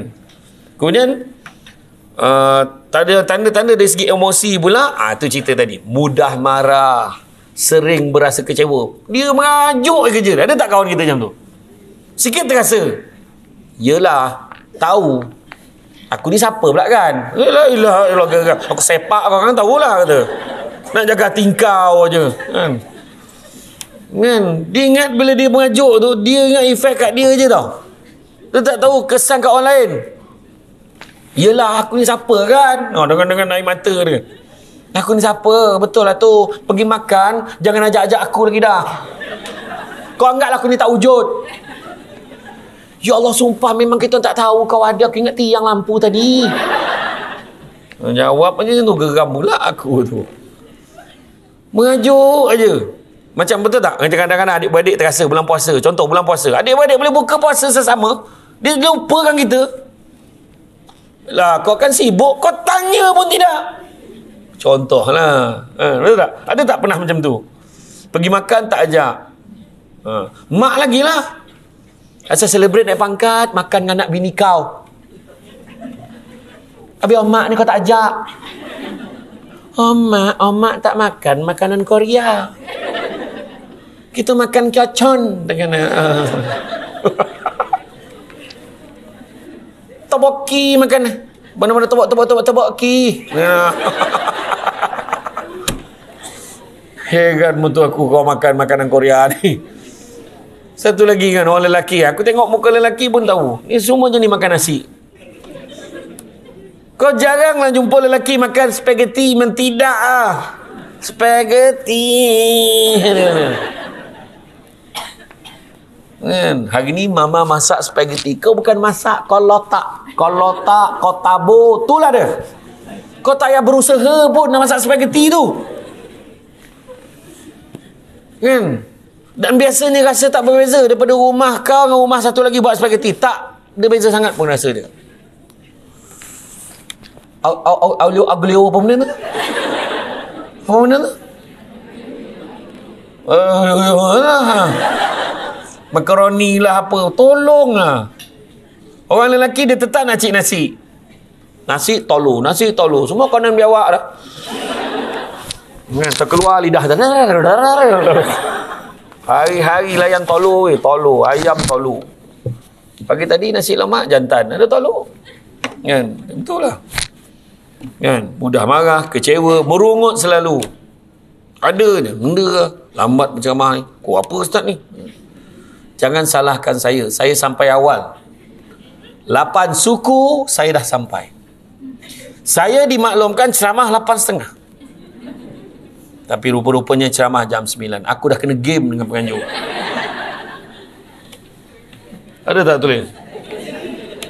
Dia cakap tak pakai mula kau apa? 8.30 kan? Aku sampai on time. Samsul Ubat tak pernah lambat tau. Tanya Puan Aspalela. Tak apalah, minum dulu. Minumlah, aku minum je. Aku tak apa ke? Kan? So jangan salahkan Samsul Ubat tau. Salahkan penganjur. Dan hari ni kita tak akan berhenti break, kita akan terus sambung 4 jam. Boleh? Boleh. Yalah kau sedap duduk dah tahu nak mampus berdiri ni kau tak tahu. Tergamak kau. Patut kau cakap lah. Tak, janganlah kesian. Kau rehat lah. Kau pergi kau je. Kau belilah popcorn sambil makan macam ni kan. Senang. Tak penat ke marah? Kerap berasa takut dan sensitif. Kemudian 5 kesan terhadap tubuh badan seseorang. Jantung dan angin ahmad pun berpunca daripada tekanan. Itu sebab emosi kena kawal. Itu sebab orang kalau ni yang nak kena dah ada kena, kadang dia kena mild stroke. Tahu mild stroke? Mild stroke ni dia kena sikit aja. Mungkin kena kat muka herot sebelah. Saya pernah kena tu. Sebelah sini kot. Dia mati sebelah. Dia mati sebelah ni, mata sebelah aja kelip-kelip. Sebelah ni tak boleh. Lubang hidung kemang kempis sebelah aja. Sebelah sini kemang aja. Lepas tu sebelah sini mulut pun dah tak boleh nak macam dia herot sikit. Sebab dia mati, dia macam sembab sebelah. Saya pernah kena. Dia namanya sekarang baru, kemudian tu baru saya jumpa ada istilah ada band palsy. Dia kata kan. Saya pergi, rupanya dia pakar urut, dah arwah dah. Cik bakar dekat Bukit Belacan di Ampang. Lepas tu dia pindah kat Taman Mufti, dia je yang boleh urut benda tu. Alhamdulillah. Tu saya kata kan, dahsyat betul. Dia boleh bawa pada angin ahmad. Tu sebab kalau orang yang dah ada bertanda-tanda macam tu, dia tak boleh tertekan. Mak kena rest. Mak jangan risau-risau sangat. Macam kau cakap macam tu pun dia risau dah. Kan, mak. Dia tengok kau macam tu, tiba-tiba pun dia risau. Salah dia. Jadi mak tak boleh stres-stres sangat. Tu yang dia bawa mak dia pergi kat pusat peranginan. Jangan bawa jauh-jauh sangat. Singapura kan, bawa Brunei. Saya baru-baru ni, saya baru balik 2 hari lepas, saya balik pada Limbang. Saya ceramah di Limbang. Limbang kan sempadan Brunei kan. Ramai orang Brunei kat sana. Limbang ni dalam 45 minit habislah satu limbang. Aku ceramah lah dekat satu tempat. Aku pergilah makan dekat satu tempat tu. Cendol Power dia kata. Number 1 di Limbang dia tulis. Saya cakap dia, Limbang ni besar mana sampai kau nak mengaku nombor 1 ni? Kalau kau sebut nombor 1 di Sarawak, aku faham. Nombor 1 di Limbang. Mana lah berapa orang ke Limbang tu? Mana kau mengaku nombor 1? Saya bawa itu gelak dia. Ustaz ni bahankan kita orang pula. Dia kata ni. Tapi memang sedap. Memang sedap. Makan kat sana sedap. Dan kat sana lembu tak ada. Kebau ada. Itu dekat roundboard tu dia letak kebau sekor tu, dia punya signboard dia. Kebau sekor. Daging kebau paling sedap sekali masak lemak cili api. Kau tengok ada cakap, tak makan kebau. Simple je, kau masak lemak, kau dah kebau, buat cili api, buat pedas-pedas, sedap. Bagi orang makan, jangan cakap itu kebau. Kau tengoklah dia makan sampai habis. Lepas tu kau cakap, itu bukan lembu, itu kebau. Kau tengok muka dia. Dia pun tak tahu nak bereaksi macam mana kan. Mungkin ada korang ni. Rendang paling sedap sekali kat Negeri Sembilan. Rendang itik dengan sayur maman. Kau pergi bayang muncung itik tu, memang kau tak makan lah. Kan? Berapa ramai yang tak makan? Cuma saya pesan. Dia kata, tapi saya dah try lah makan tak sedap. Kau kena hati-hati. Jangan main beli je kat tepi jalan tu. Itu dah 5 minggu di Salai pun ada tu. Dah bau tayar, bau habuk, asap, bas semua. Itu kau makan payau. Kan? Dia kalau betul-betul, dia kalau kita kenal orang ni, cakap aku nak beli ni, itik Salai nak sekor. Contohnya dalam 35 ke 40 ringgit macam tu. Bila nak? Pukul 5. Jadi kalau pukul 5, pukul 4 tu baru dia Salai itik tu. Barulah sedap. Faham? Ni main boli. Lepas tu gigit. Macam gigit tangan sendiri. Tak lepas weh. Daging paling sedap makan daging apa? Dalam dunia ni. Daging paling sedap daging apa? Nombor 1. Daging apa? Daging manusia. Ni cerita ni tak? Kalau menurut kajian, nombor 1 daging manusia. Daging orang paling lembut, tapi jangan kau try. Kau tahu? Sedap lah dari segi kesedapannya. Daging kedua, daging bab 1. Babi lah kau tak faham. Payah sangat kau cakap elok-elok tak faham. Oh cakap bab 1 je lah. Dapat faham dan diam je lah. Tanya apa weh, apa? Kan? Tapi it happen to be daging pertama dan kedua tu haram.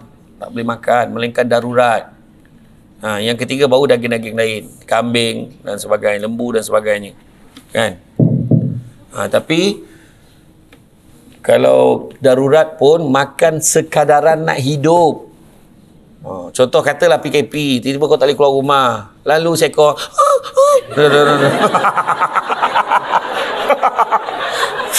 siap buat bunyi dah.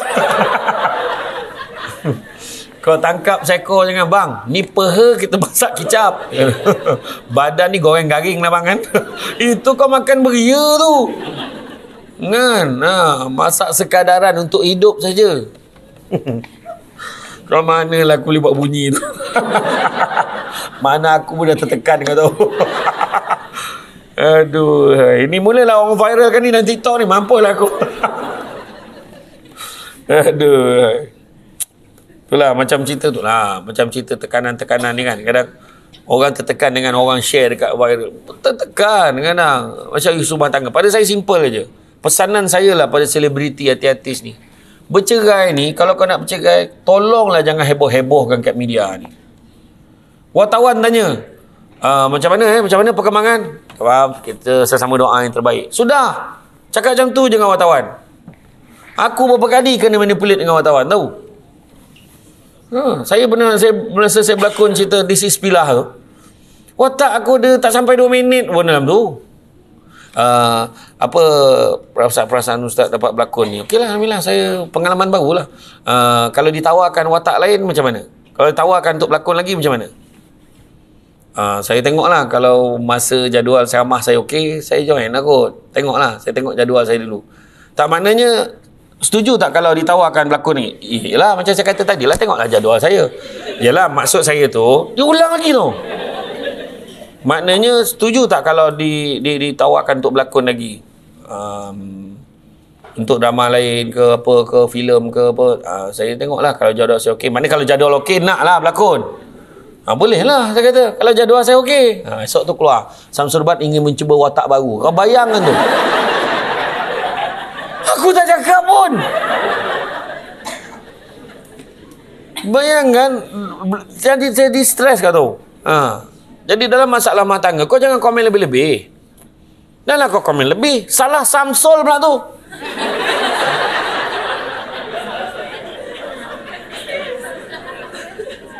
Ya Allah, aku tak boleh tahan betul lah bila orang bantai aku dekat dalam Instagram ni. Aduh, hai. Dia kata, sudahlah, dia kata. Ada gambar saya dekat masa buat umrah tu kan. Gambar saya pergi ziarah tu. Dekat belakang Jabal Nur. Jabal, betul lah. Jabal Sur. Kan? Dekat belakang, background cik gambar sini kan. Dia komen bawah tu. Sudahlah, tak guna punya jantan. Hari-hari cerita pasal kahwin, sudahnya dia yang kahwin. La ilaha illallah, apa hal?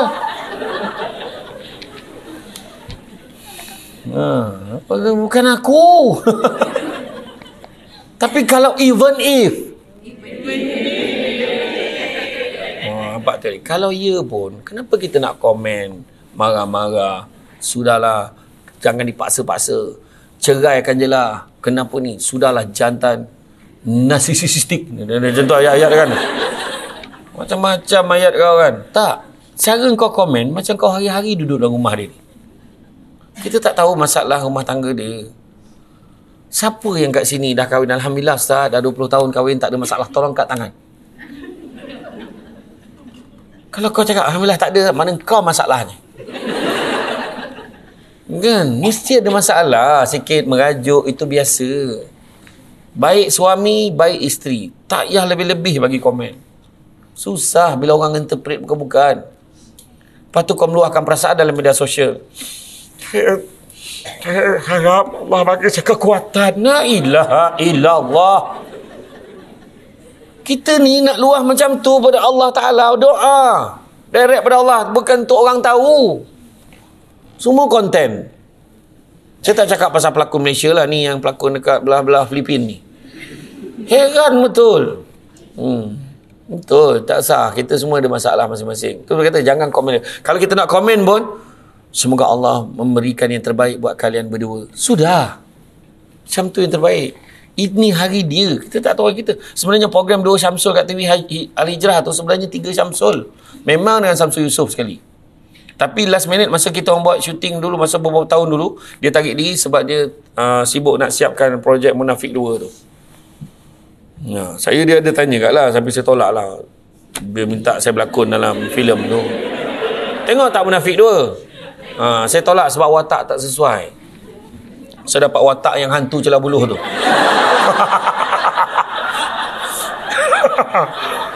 Yang kacau Ustaz dah Adam. Kan?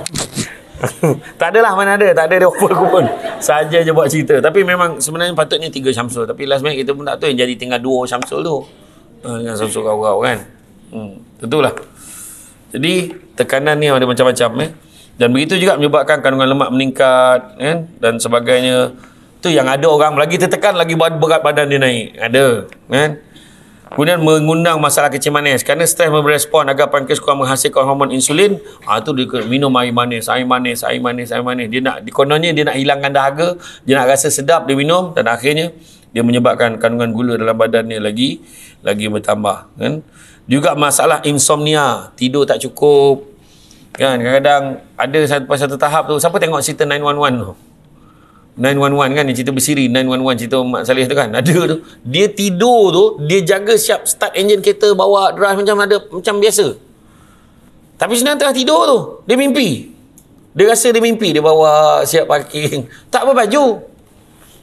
Tengok 911. Saya rasa season 5 ke season 6 lah. Anak saya tengah tengok masa tu, saya pun layan lah sekali. Kan? Yang bagusnya tu, dia isu selesai. Ada bab ni, ada jumpa macam-macam kes-kes yang bomba kan, fire department kan. Begitu juga kurang tidur memberikan kesan pada produktiviti Kan? Jadi apakah cara-caranya untuk menyelesaikan masalah emosi ni? Kan? Tekanan emosi. Pertama, melakukan aktiviti kerohanian.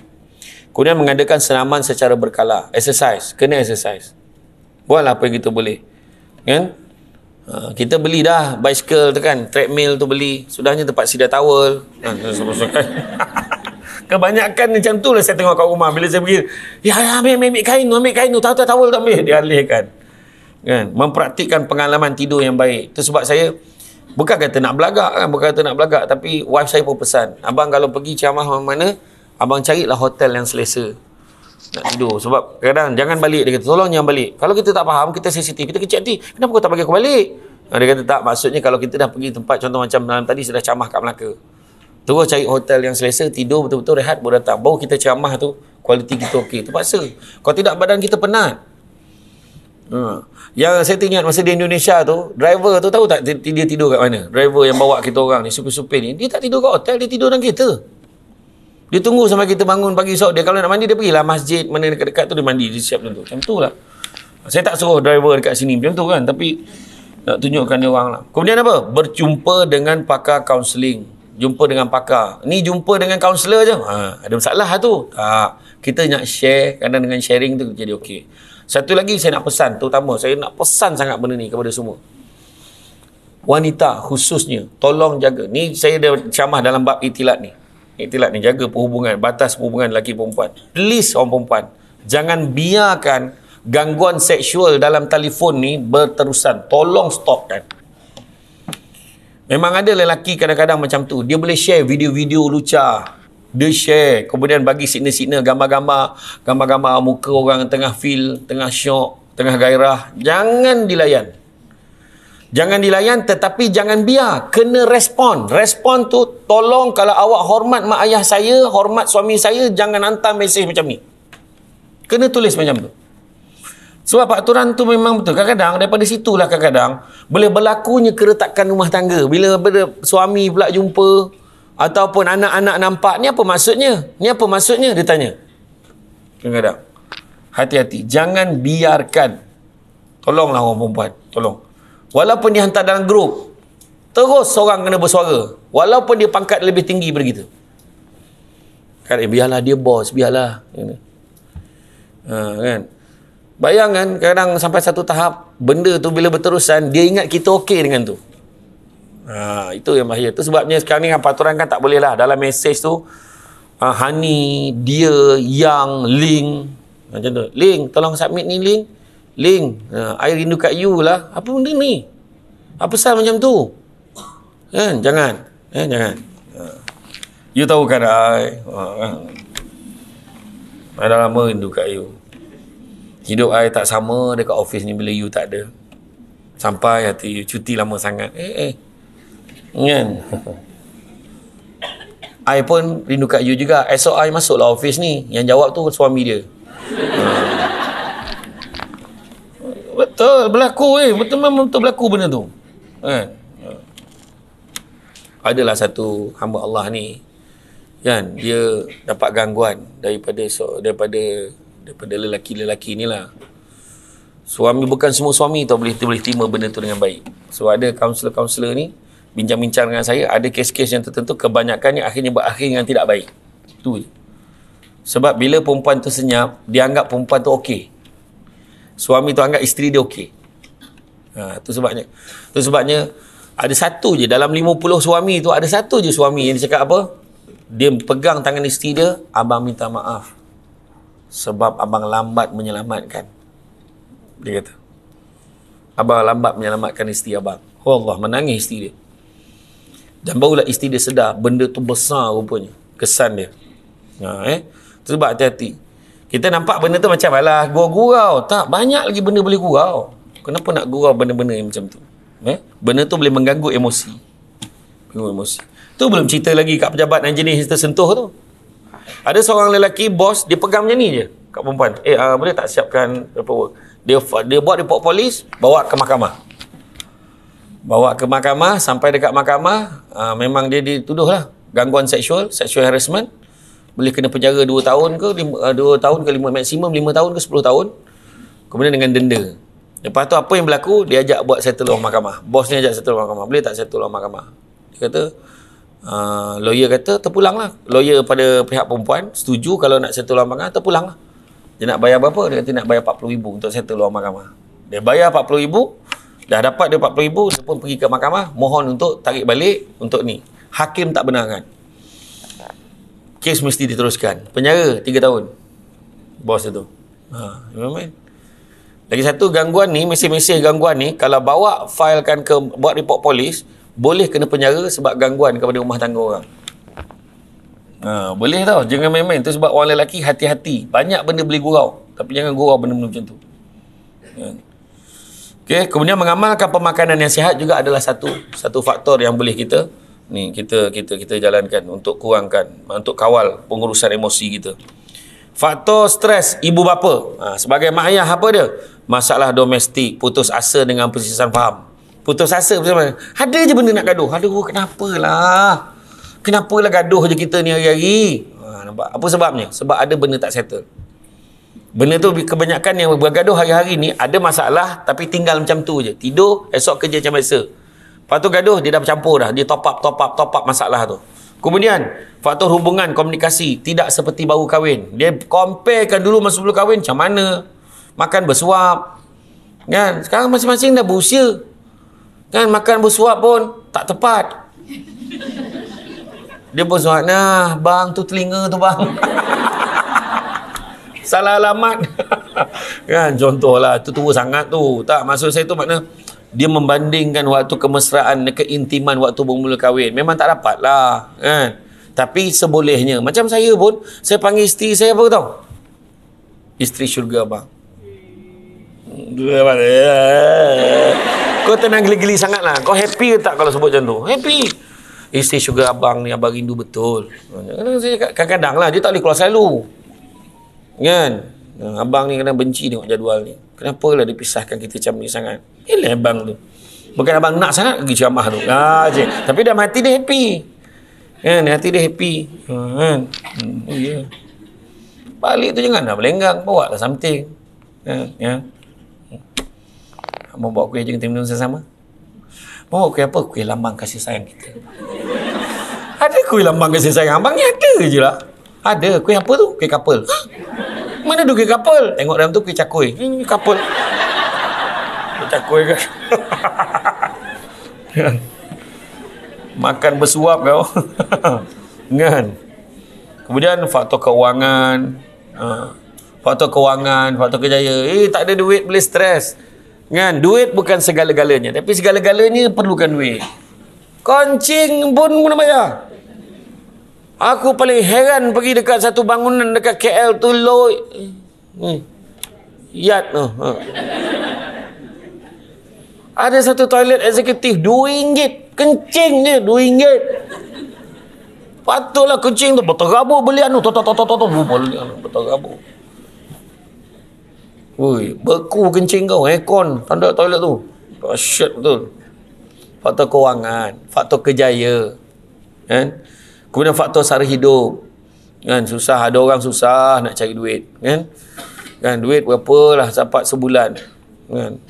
Tu yang bila dengar pengumuman daripada pihak kerajaan bagi menjaga kebajikan penyaut awam, diumumkan bahawa insentif kewangan akan diberikan sebanyak RM700. Oh, ahli parlimen tak. Cuba kau elon menteri aku pergi macam tu. Kan? Korang dapat banyak ke sama kat macam tu? Yalah. Kalau saya menteri keuangan, ini saya umumkan kepada semua penyaut awam, kita akan berikan insentif kewangan sebanyak sebulan gaji. Yang akan dibayar sebanyak 2 kali. Hujung tahun ini kita bayarkan separuh dan separuh lagi sebelum Aidilfitri. Macam. Dan kepada kaki tangan yang terlibat dengan akademik, kita buat tambahan RM500 untuk bantuan contoh akademik dan juga awam di universiti-universiti. Macam. Ini umum 700. Tetapi bila umum 700 ada 3 respon penyaut awam. Respon yang pertama, baik, tak yah dia semua tu. Dengan muka-muka pula tu. Yang kedua, okey lah, daripada dulu 500 naik 700, okey lah tu yang seorang tu pula. Yang seorang tu berlari kat mesin ATM tu, dia cocok, belum lagi baru umum. Tak ada pun, memang baru umum. Kau ingat bila menteri umum je, masuk duit, dia dah umum. Dia tak, bukan macam tu. Sebab kenapa yang pergi cucuk tu? Sebab dia dah excited, dia dah janji nak tukar kasut koyak anak dia, dah terjulur ibu jari tu, dia janji nak tukar kasut sekolah anak dia. Dia nak bawa family dia makan kat kedai tom yum kat tepi jalan tu. Memang tak ada kedai tom yum tengah jalan, aku tahu sebelum kau cakap, biar aku cakap dulu. Pada tu satu kegembiraan, pada setengah orang 700 tu besar dah. Itu sebab itu saya kata cara kita memandang satu perkara. Kan? Tapi betul lah, tapi pada saya, nasihat saya kepada siapa yang memerintah, tak kira lah siapa, ni bukan cerita parti, tak. Tapi pada saya, penjawat awam kali terakhir merasa sebulan gaji zaman Tun Mahathir dulu.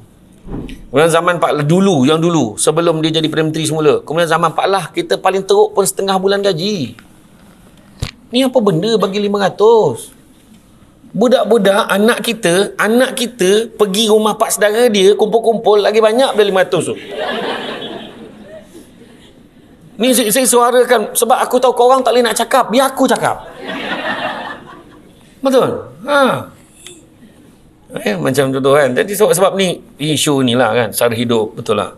Barang makin mahal kan. Betul, sekarang barang makin mahal. Tiket flight pun, ya Allahu Akbar. Asam pedas pun dah naik harga. Aku pergi kat Parit Salam tu, tempat biasa tapi ya Allah harga.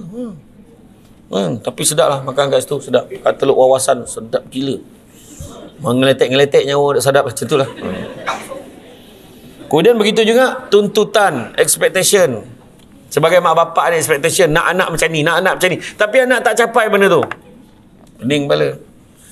Yang mama tahu, cik mama saja. Tak padan duduk parit raja. Mama nyampah aku.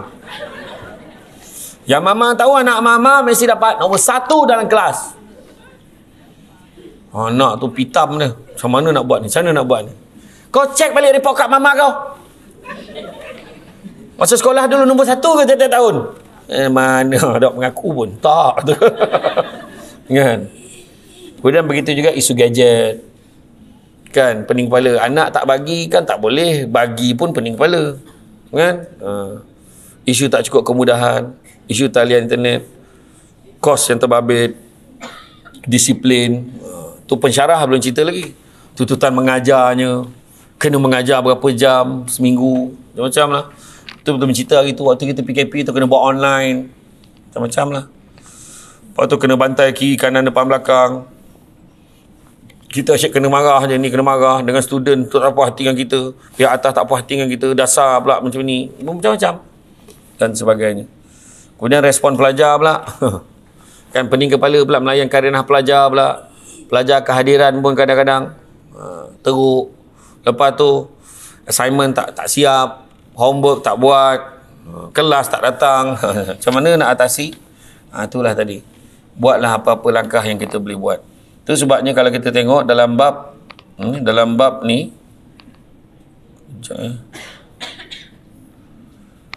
kalau kita tengok, memang setiap orang bab emosi ni mempunyai masalah yang berbeza-beza. Sebab apa? Ikut latar belakang masing-masing, ikut pengalaman dia. Contohnya, dia memang dah biasa buat benda macam tu, benda yang susah. So dia pernah menghadapi benda yang susah. So kalau benda tu kalau susah sikit tu tak ada masalah kat dia. Yang kedua, mungkin trauma kesan hidup dia. Trauma dalam hidup dia macam mana? Mungkin dia sebelum ni pernah, daripada kecil lagi dia memang selalu kena pukul dengan ayah dia. Jadi bila kena marah sikit dia rasa macam takut sangat. Jadi ada setengah orang lah, biasalah tu. Ada orang dia mudah terasa sebab dia pernah kena pulau dekat kawan-kawan. Jadi dia rasa bila kawan-kawan berbisik-bisik tu, ni mesti cakap pasal aku. Dia rasa macam tu. Pengalaman lalu, trauma-trauma yang lalu, dan begitu juga dari segi pengalaman hidup. Itu sebab berbeza mengikut individu. Apa perkara yang perlu ada untuk menguruskan emosi? Apa perkara perlu ada untuk uruskan emosi? Yang pertama, sabar. Saya bagi 5 ni, insya-Allah kita boleh uruskan emosi kita dengan baik. Pertama, sabar. Sabar banyak-banyak. Kadang nama elok dah Sabrina, kan? Sabariah. Sabran.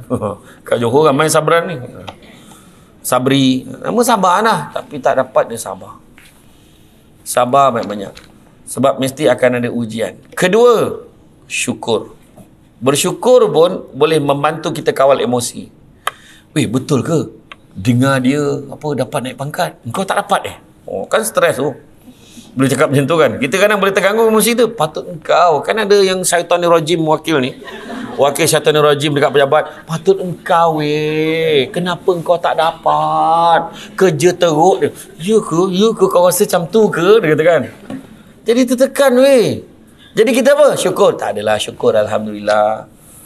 Yang paling penting aku syukur aku ada kerja. Dulu aku ingat masa aku cakap aku dapat kerja kat sini jadilah. Dulu aku pernah cakap macam tu. So kalau dapat anugerah Hikmat Cemerlang tu bonus. Kalau dapat naik pangkat pun bonus. Lagi aku dapat kerja ni alhamdulillah, dapat rezeki yang halal. Tu nampak tak? Syukur. Ketiga, percaya pada hikmah. Hikmah. Tanam tabu di topi rumah. Cabut ubi sampai ke akar. Kalau hidup membaca hikmah, selaut garam terasa tawar. Macam tu. Iya, kadang-kadang mungkin aku tak naik pangkat. Tapi rupanya Allah bagi aku anak-anak yang cerdik. Allah bagi suami yang romantis.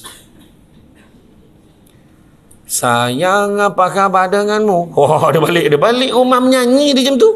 Kan? Iya, dia balik rumah yang abang balik ni. Yang abang, masak lah. Yang tahu kan macam mana hidup abang boleh tak nampak muka isteri abang satu hari ni. Wah. Kerasnya tak ada. Pening pada abang. Walaupun abang tak ada kerja, tapi abang syukurlah. Melon untuk Firdaus. Dah habis kan cerita? Itu lagi lama habis ya? Tapi betul lah. Suami yang romantis. Macam ni. Peluk abang. Peluk? Peluk lah mana yang dapat. Mana dapat. Macam tu je. Macam tu je yang sampainya bang. Macam tu. Sebab dia kata ada satu hormon yang akan dibebaskan bila kita berpelukan suami isteri. Kata Datuk Dr. Fadilah Kamsah, peluk isteri panjang umur 4 saat. Mana dia dapat aku tak tahu, kau tanya dia. Tapi aku ulang balik apa dia sebut je. Tapi yang pastinya peluk isteri sendiri. Kau peluk bini orang pendek umur ke tu? Tak ada panjang umur lah kan. Itu confirm. Kan? Ya? Tu hati-hati. Ya? Jadi maknanya hikmah. Yang keempat apa? Redha. Itu pun kunci dia. Kita nak kawal emosi kita, redha. Betul ke aku dengan suami kau aksiden? Alhamdulillah. Dia tak ada apa-apa. Walaupun dia aksiden, aku syukur sangat-sangat. Dia okey lah, tak adalah teruk sangat. Cuma patah sikit lah kaki dia. Jadi dapat aku nikmati wajah suami aku hari-hari mulai hari ni. Sebab dia cuti 2 minggu. 2 minggu ni aku kena ngadap dia. Selama ni dia sibuk sangat. Akhirnya duduk kat rumah. Bolehlah aku masak lauk kegemaran dia. Lauk apa dia suka makan? Telur sak kicap. Lepas tu telur mata kebau. Malam telur dadah. Telur tolur. Bila tidur sendawa keluar telur sebiji tu. Dan macam konon biawak dah tu. Kau golak kau terbayang kan. Korek tu kan.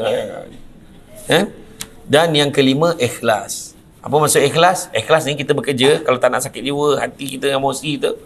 Bekerja ni ikhlas, tak mengharapkan pengiktirafan manusia. Yang kita harapkan adalah tu pengiktirafan daripada Allah Ta'ala. Allah bagi macam-macam. Macam hari ni. Siapa sangka depan tengok Samsul Bat ni? Kan? Depan-depan. Excited ni tiap-tiap tahun. Tiap-tiap dah datang tu excited saja. Macam tak pernah jumpa langsung. Bukan kita dah jumpa ke dulu program dulu? Oh tak ada. Ni lain ni. Grup lain. Oh yang dulu dah berhenti. Macam tu. Saya memang suka datang ke THM ni. Kan? Sebab dia berebut-rebut nak siapkan penginapan untuk saya. Saya kata tak apa. Ni nak siapkan tak apa. Saya kata kan. Kan? Bagus ni. Tempat pun cantik kan. Baru. Untuk dia. Ikhlaskan kerja kita. Sebab Tuhan akan bagi yang terbaik untuk kita kalau kita serah pada Allah Ta'ala. Kita ni kalau kita minta sesuatu kepada Allah Ta'ala, pertama, Tuhan akan bagi sama macam kita nak. Itu satu. Kedua, Tuhan tak bagi sama. Dia bagi lagi baik lagi. Atau ketiga, Tuhan tak bagi atas dunia, Tuhan simpankan untuk akhirat. Tu je. Jadi kita jangan pening-pening kepala. Dan begitu juga, kan, penetapan matlamat dalam hidup kita mustahak. Mustahak. Sebab apa? Kalau kita letakkan matlamat yang tidak realistik, itu juga boleh mengganggu emosi kita. Aku target minta aku dapat kahwin dengan Rosyamno. Agak-agak lah. Kan? Tengoklah. Aku nak suami aku mesti handsome macam Aaron Aziz. Janganlah. Kan? Biarlah suami dia. Ketampanan dan kecantikan ini subjektif. Lawa dekat orang ni, tak lawa dekat orang ni. Ingat satu kata-kata saya nak bagi. Kekayaan yang paling besar adalah akal. Kemiskinan yang paling besar adalah bodoh. Keburukan yang paling buruk adalah terpesona pada diri sendiri. Dan semula-mula perbuatan adalah akhlak yang baik. Akal ada kekayaan paling besar. Kebodohan itu adalah kemiskinan yang paling besar. Benda yang paling buruk sekali, terpesona pada diri sendiri, syok sendiri. Dan semula-mula perbuatan adalah akhlak yang baik. Akhlak tu yang mustahak. Kerana muka dia tak lawa sangat sebabkan akhlak dia jadi baik. Orang yang terpesona diri sendiri ni teruk. Bayangkan. Orang yang tak cantik, rasa diri dia tak cantik. Orang tu cantik sebenarnya. Faham tak? Orang yang cantik, rasa diri dia cantik. Orang tu tak berapa cantik. Orang yang cantik, rasa diri dia tak cantik. Ya Allah, cantiknya dia. Dan orang yang tak cantik, rasa diri dia cantik. Kau boleh bayang tak betapa buruk dia orang. Tu maksud dia terpesona pada diri sendiri. Ya. Jadi tu dia. Redha terima suami kita, isteri kita. Saya pun itu tak sangka-sangka keluar pada restoran Laksa Sarawak tu. Orang boleh tegur saya, nak ambil gambar boleh? Non-Muslim, free hair. Tak salah orang ke? Tak salah. Aaron Aziz kan? Dia kata bukan. Saya terus, saya tak ada bawa sangat. Tapi saya pergilah kat bilik air tu. Tak mana yang sama kan? Okey. Jadi penetapan matlamat ni jangan letak matlamat yang tak realistik. Aku target dalam tempoh 5 tahun aku mesti jadi dekan dekat sini. La ilaha illallah. Agak-agak lah. Aku target dalam tempoh 3 tahun aku mesti jadi pengarah kampus. Astaghfirullahalazim, kan? Janganlah macam tu. Benda tu bukan bawah bidang kuasa kita pun. Kan? Jadi makna jangan letak matlamat. Maksud saya tu matlamat yang tak realistik, yang tak boleh dicapai. Aku nak anak aku ni mesti dapat semua A. Pencapaian semasa dia macam mana? 4A, 1B, 1C. Maka ada kemungkinan dia boleh dapat. Kan? Ini setakat ni 5E. 5E, 2F contoh kan. Kau nak suruh dia semua A. Memang jauh lah. Kesian budak tu. Tu budak tu buat pitam, buah pinggang beralih, hari nak peksa tu. Kan? Jadi jangan kita push anak kita pada tempat yang tidak sepatutnya. Okey? Jadi dari segi emosi ni, kita kena kawal. Kita kena kawal, kalau tak dia akan membawa. Sebenarnya kes bunuh, dadah, semua ada kaitan dengan emosi. Kan? Dera. Yang macam kes dera budak OKU gitu kan. Semua ada kaitan dengan emosi. Kita tengok kan orang share dekat dalam media sosial ni, dia hentak budak tu nangis. Dia hentak lagi. Dia kelabukan sikit gambar, tok. Dia buat macam tu, ya Allah Akbar. Apa jadi itu? Sebab tak boleh kawal emosi. Alah, kita pun anak kita menangis, kadang-kadang kita buat geram. Ambil kau. Kadang-kadang sampai satu tahap macam tu kan. Agaknya. Jadi makna kata kena kawal emosi kita supaya tidak mengundang kemudaratan kepada yang lain. Jadi tuan-tuan dan puan-puan sekalian, kita beristirahat seketika. Ada apa-apa nak tanya tentang perusahaan emosi ni? Okey, sebelah sini okey. Sini apa-apa nak tanya? Alright. Ni okey, nak basuh muka, nak minum boleh, tak ada masalah. Okey, kita berehat seketika. Kita akan sambung semula pada jam 11 pagi. Kita akan sambung semula, rehat sekejap. Kita akan sambung untuk slot yang kedua. Kita jumpa lagi. Assalamualaikum warahmatullahi wabarakatuh.